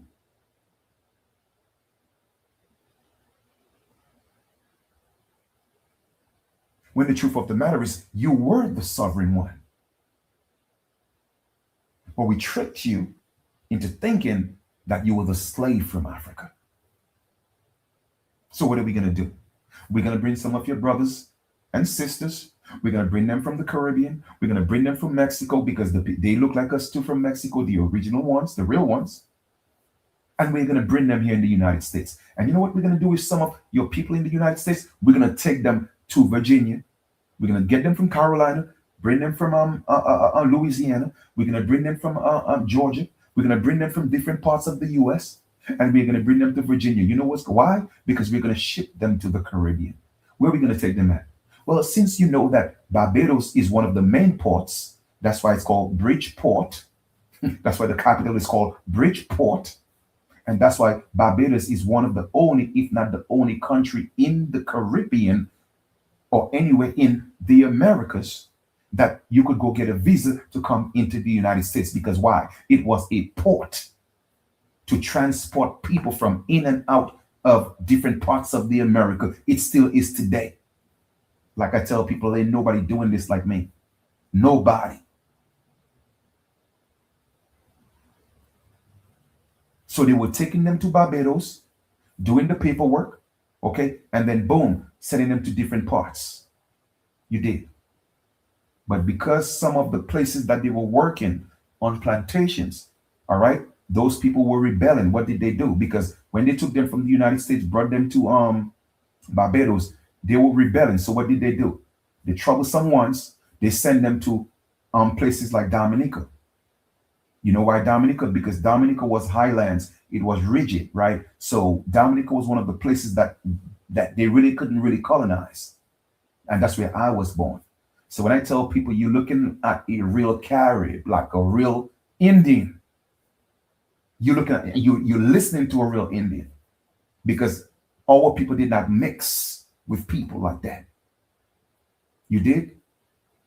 The only mixing that happened was with other indigenous people. It wasn't no African, it wasn't no European, because they fought. You did. So I know this history. I know this story.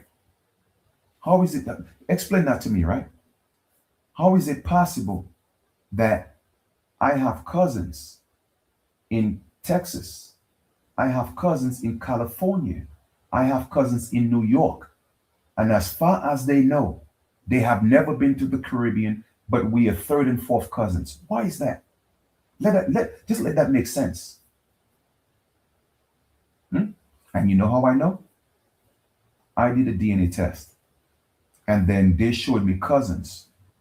And I'm expecting those cousins to be in the Caribbean. Guess what? The majority of them is in the damn US.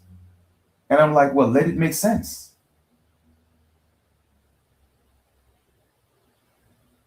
Let it make sense. And there was something I can't remember. I can't remember what it was, that my mom had went to get a checkup. All right. And they told her it wasn't nothing terminal, but it was something. I forgot the name of it.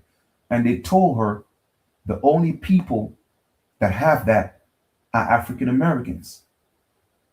That's interesting. So somebody let it make sense.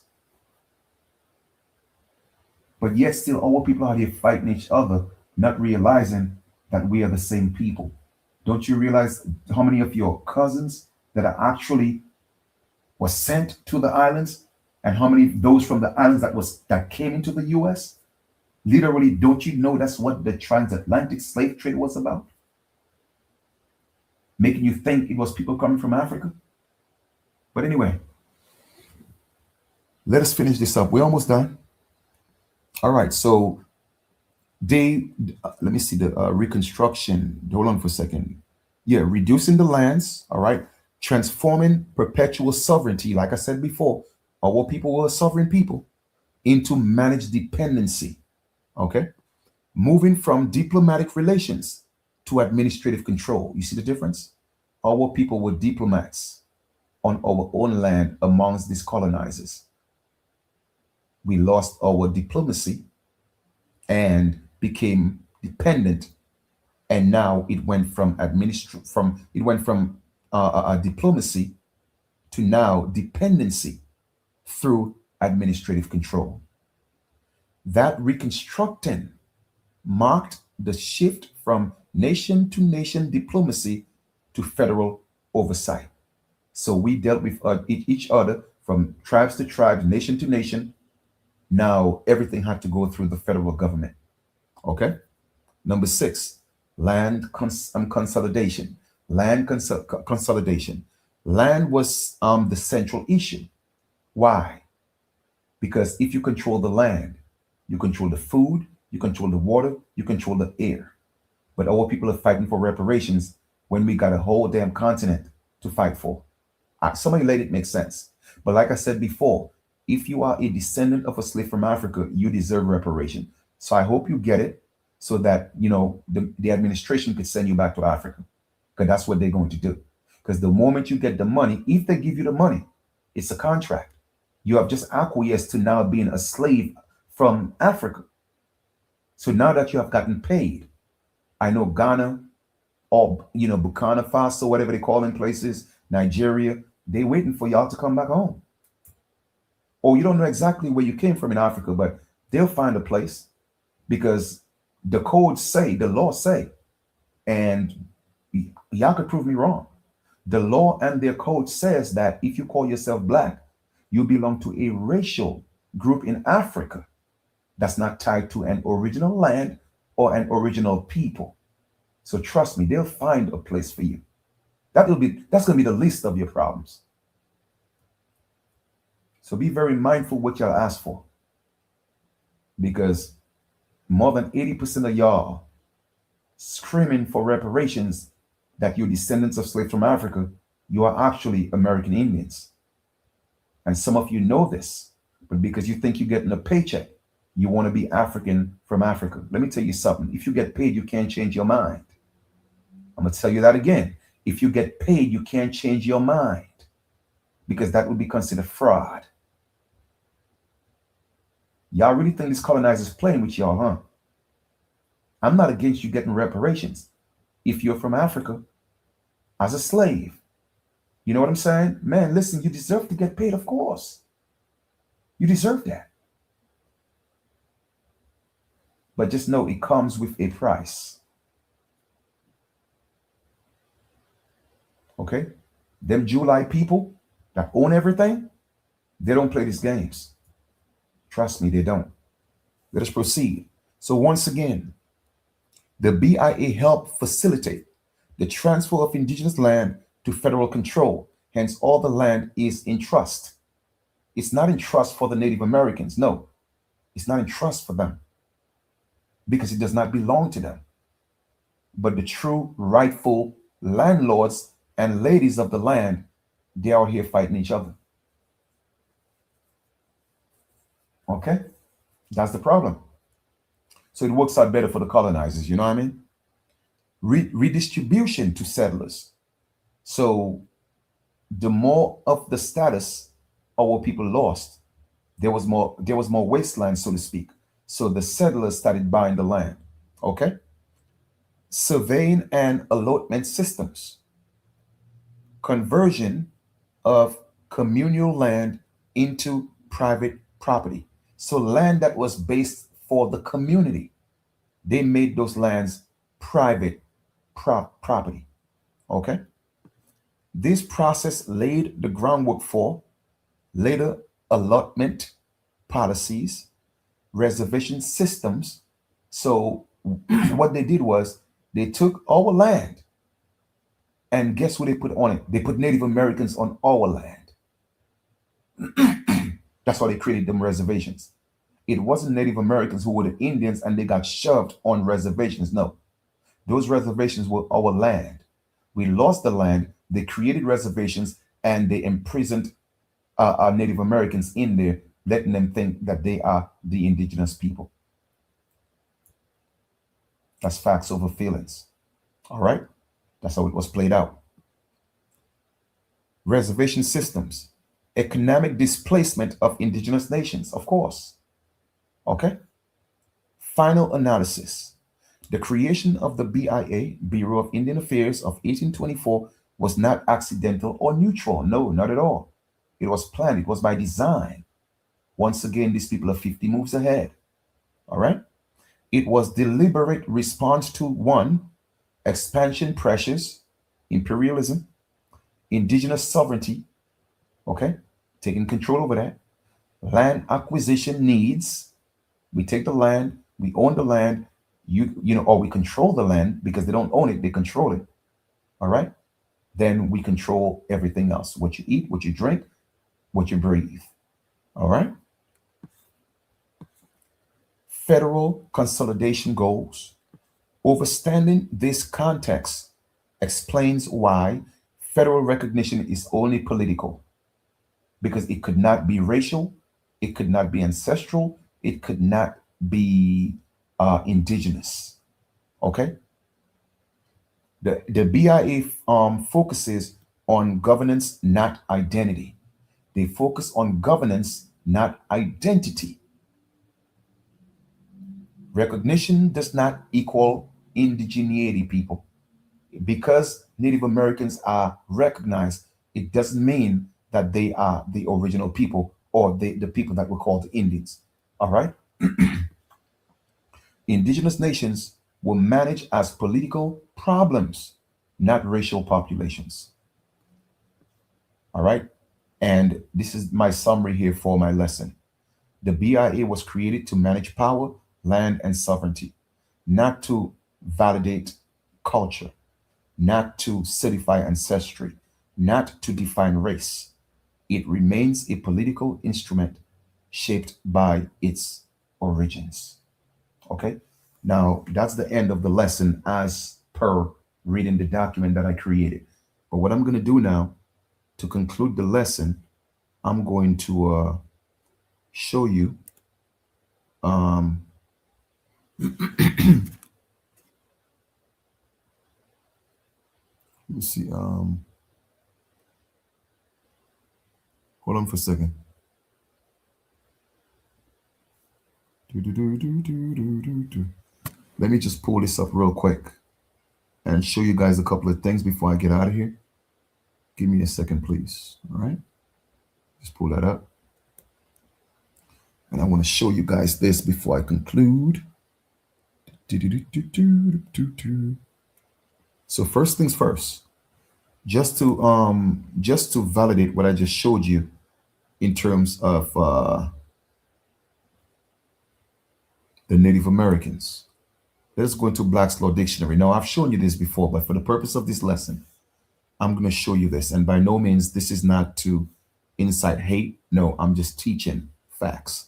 So we sin in law, and I give you court cases, Supreme Court cases at that, okay, that federal recognition does not mean or prove that you indigenous, or original indigenous, or prove that you American Indian, or ancestry or race. It only tells you that it's a political status. All right. But to facilitate what I just taught you in the lesson, we are going to go into Black's Law Dictionary and we're going to look at the meaning of native. Okay. Only for the purpose of this build. And then once we do that, we'll look at Indian, and then um we'll look at a sovereign, not sovereignty, indigenous, and then we'll conclude. If anybody have any questions, I'll take it when I'm done. So let us look at native. Here we go. Close that. Native. This is the Black's Law Dictionary, okay? As you can see, I want you to see it for yourself. All right, the Law Dictionary, free online legal dictionary featuring Black's Law, second edition. This is one of the dictionaries that's most popular in court. They use that in court very, very, very often. So this is what it says. A native. What does it say here? Let's read together because reading is fun for the mental. It says definition and citations. They even have court cases, right? A native is a natural born subject or citizen. Boom. Period. End of story. Black's Law Dictionary. But I'm going to read it again. A natural born subject or citizen, comma. When you read, well, it's not a comma, it's a semicolon, but the bottom line is you pause, right? Then next, what does it say? A denizen by birth. So they're not just only natural born subjects or citizens, they are denizens by birth. Now you may ask, Chief, what's a denizen? This is exactly what we're going to find out. I don't want to tell you. I want you to see, because seeing is believing. That's what they say. Here's the thing. I don't want you to believe anything. I want you to know. Okay? So we're going to look at denizen. Here we are. Denizen. What does it say? And this is how the word is pronounced. Denizen. Denizen. The word is pronounced. So we know in the Black's Law Dictionary that they are natural born subjects or citizen. However, it says that they are also denizen. Let's bring that up some more. We are going to zoom out to make this a little bigger, and it has two meanings. There's a literary meaning, and the literary meaning means an inhabitant of or an occupant of a particular place. It also said denizens of field and forest. Okay? Now check this out. Let's go to the second meaning, which is the archaic meaning, the historical meaning, right here. Check this out. Historical meaning. What does it say? British English. Can anybody see this? It says a foreigner allowed certain rights in an adopted country.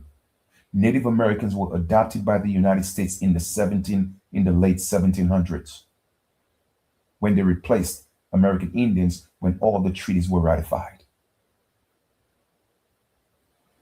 Now, just to be fair, I know y'all gonna say, well, Chief, yeah, what about Indians? Because you show us the natives. Well, I'm gonna show you the Indians. Let's go. Indians. Here we go.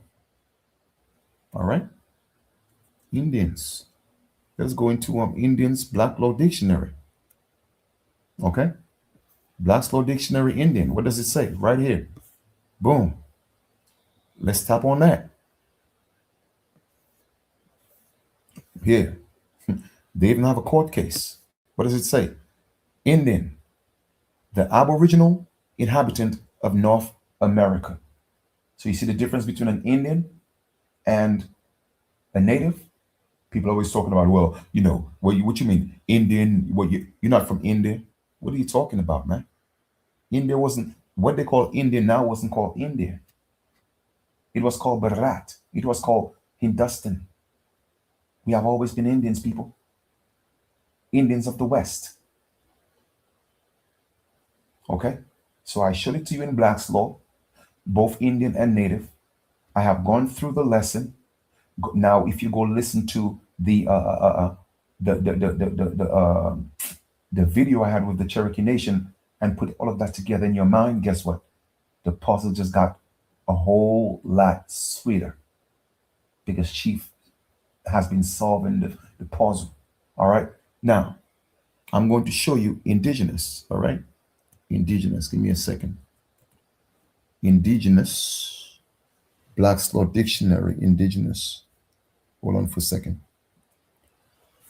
Etymology of indigenous.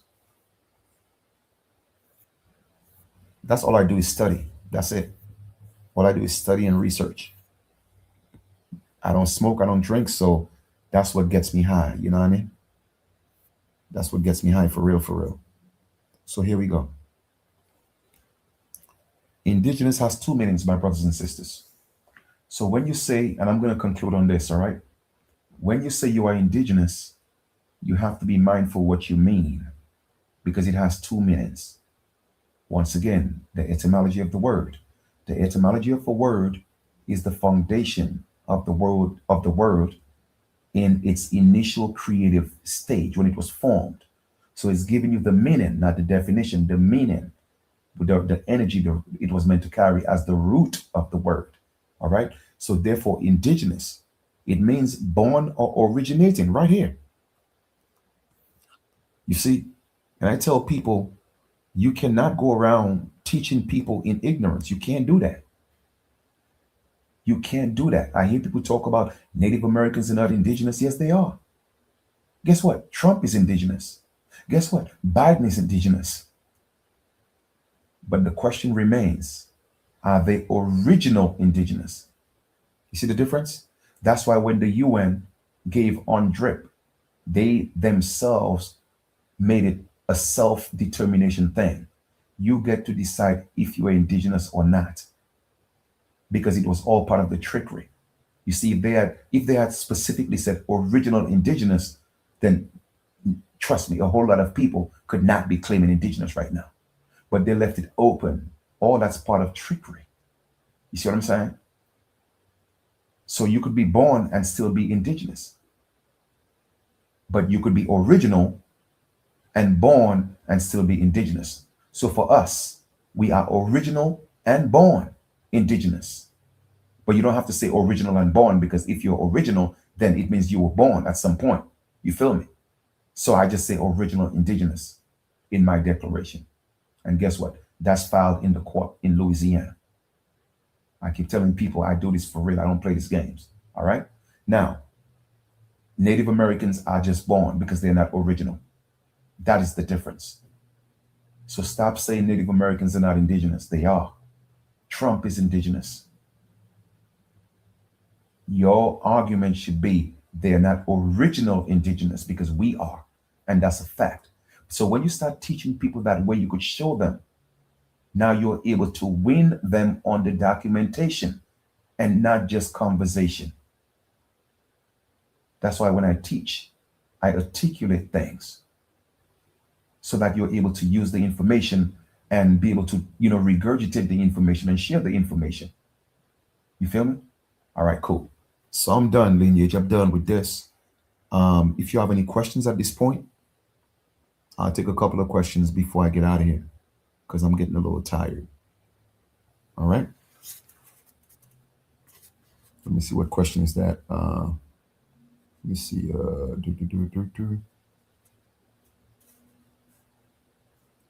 it says, Says I hope you get up with Chief who's that? Warhorse while you were down there. I don't know where she's at. You know what I'm saying? Like I tell people, brother, I am the easiest man to find. The easiest man. I'm so easy to find. If people want to get in touch with me, they know how long I've been doing this. They could reach out to me. Like I said, you already know, why a lot of people don't reach out to me. I don't have to regurgitate that. You know what I'm saying? You already know why. So the point I'm making is if they want to reach out to me, they know I'm one of the realest, if not the realest ones doing this, been doing this. But they have their reasons for not reaching out. So I let people do what they got to do, and I allow the righteous ancestors to use me. That's it. Because they know where to find me. You dig? So with that being said, um, if there are no questions, I will conclude the live.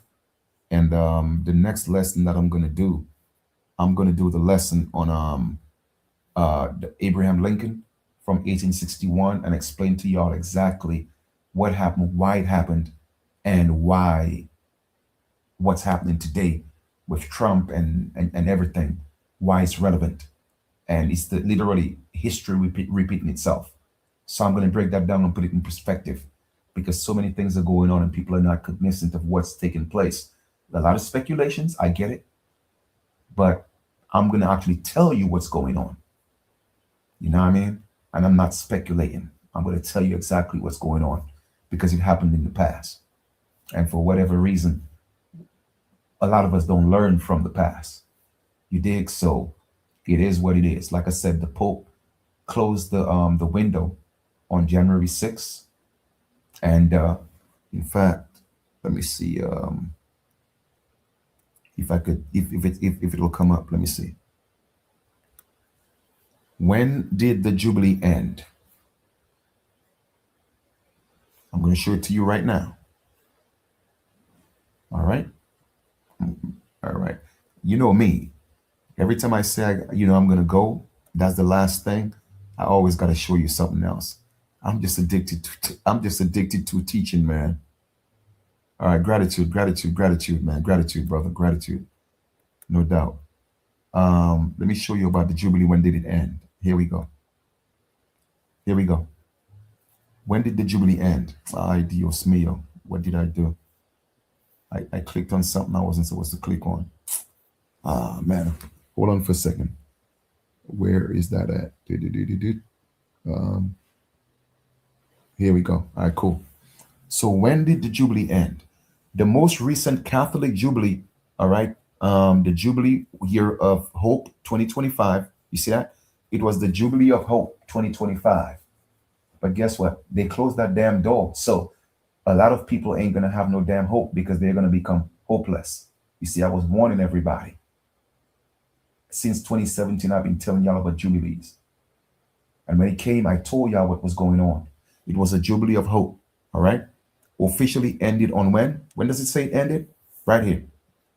Didn't I tell y'all that it was going to end on January 6, 2026? Yep. I don't make these things up.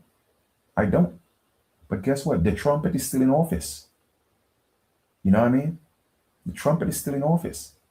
So we can still do what we got to do. But like I tell y'all before, man, I can't do it alone. So what happened? What did the Pope do? What did the Pope do? Pay attention to what he did. 2026, with the closing of the what? The Holy Door at St. Peter's Basilica in Rome. Okay. He closed the door. So therefore, a lot of souls that's trapped, they're gonna be in chaos. And a lot of our people are gonna be in chaos because they did not take the time to do exactly what I instructed. So now the door is closed.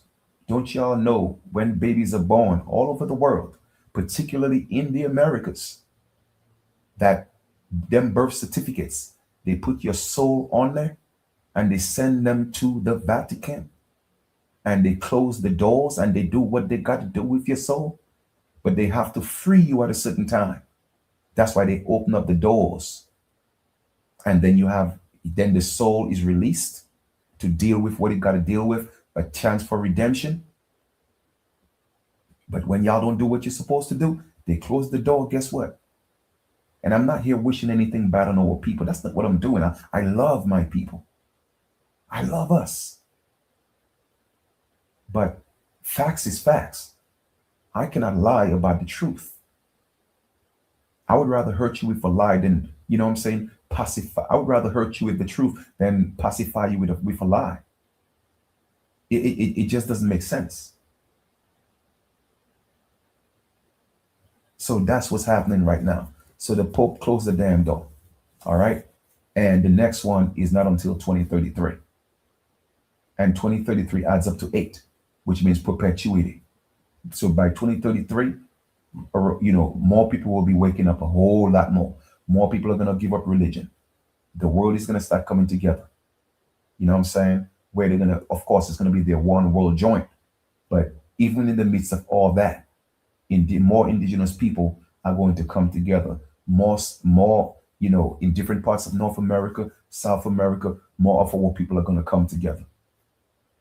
Because we are the ones that's going to reintroduce heaven on earth. We are the ones that's going to reintroduce the abundance back on earth. But it cannot be the unrighteous ones. The unrighteous ones got to go. And trust me, they will be purged. That's why I tell people, be very mindful with what you put up there, people. Be mindful with what you put up there, man. The reparation had nothing to do with money. The reparation was spiritual, because reparation means to repair, people. You had to do some internal repair. That's what it was. And then once you do that, then you will get the redress. You will get the inheritance of the land. You'll get the fatness of the land, and you'll get the inheritance of heaven.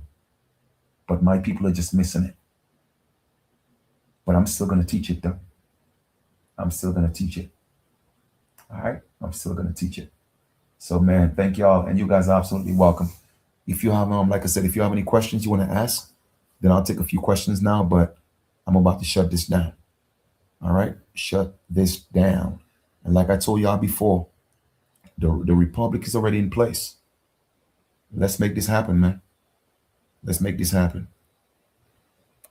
All right? Yeah, much respect, much respect.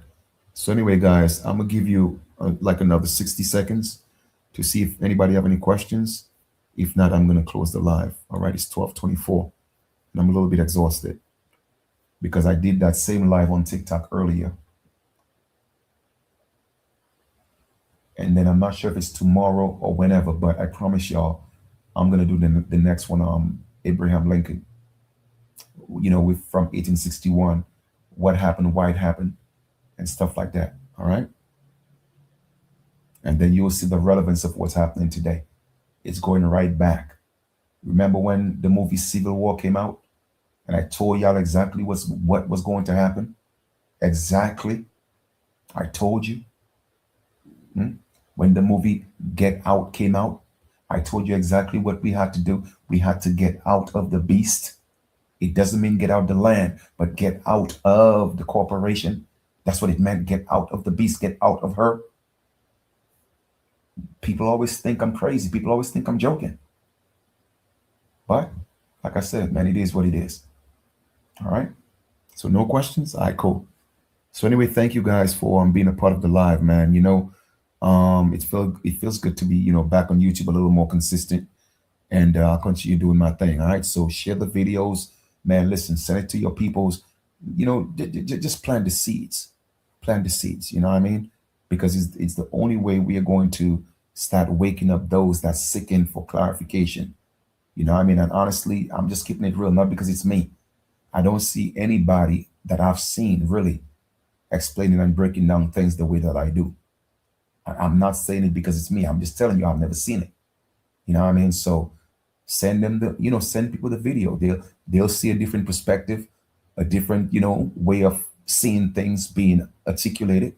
Maybe they might get it. Who knows, right? But we got work to do, man. We got work to do, and we cannot afford to continue to be separated, dividing each other. You know what I'm saying? We can't do that. If people want to stay divided, let them do. But the way that the energy is right now, Mother Earth is not about that individuality. You see, the world is pushing a one world. Mother Earth is, because that's why, because they know Mother Earth wants her children to come back together. You feel me? But because the world know this, they're pushing the one world agenda from a an unrighteous perspective. But Mother Earth want her children to raise in vibration in a higher frequency. You see? So the world know that the world's supposed to come together, but they don't want it to be in love. They don't want it to be in abundance. So they have to keep fighting for control. Remember, I told you guys about UBI, Universal Basic Income? Guess what? They're talking about that again. And I told you about that in 2017, 2018. That's why I say everything I tell you is going to come to pass. So they're working on that right now. A lot of stores are closing down in Pennsylvania. Okay, they're closing down cash checking places in all over Pennsylvania. My people, it's coming. So apparently we are a people that like to wait to see things before we do things to prepare ourselves. You feel me?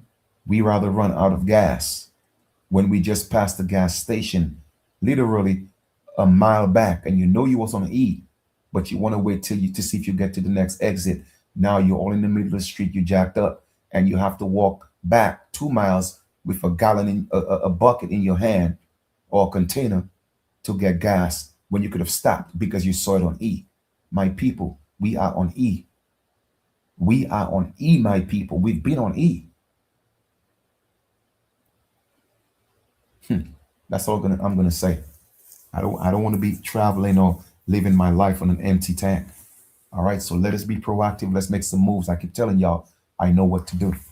All right. So enjoy the rest of your continuation and we'll talk later. I love y'all, man. Peace and love.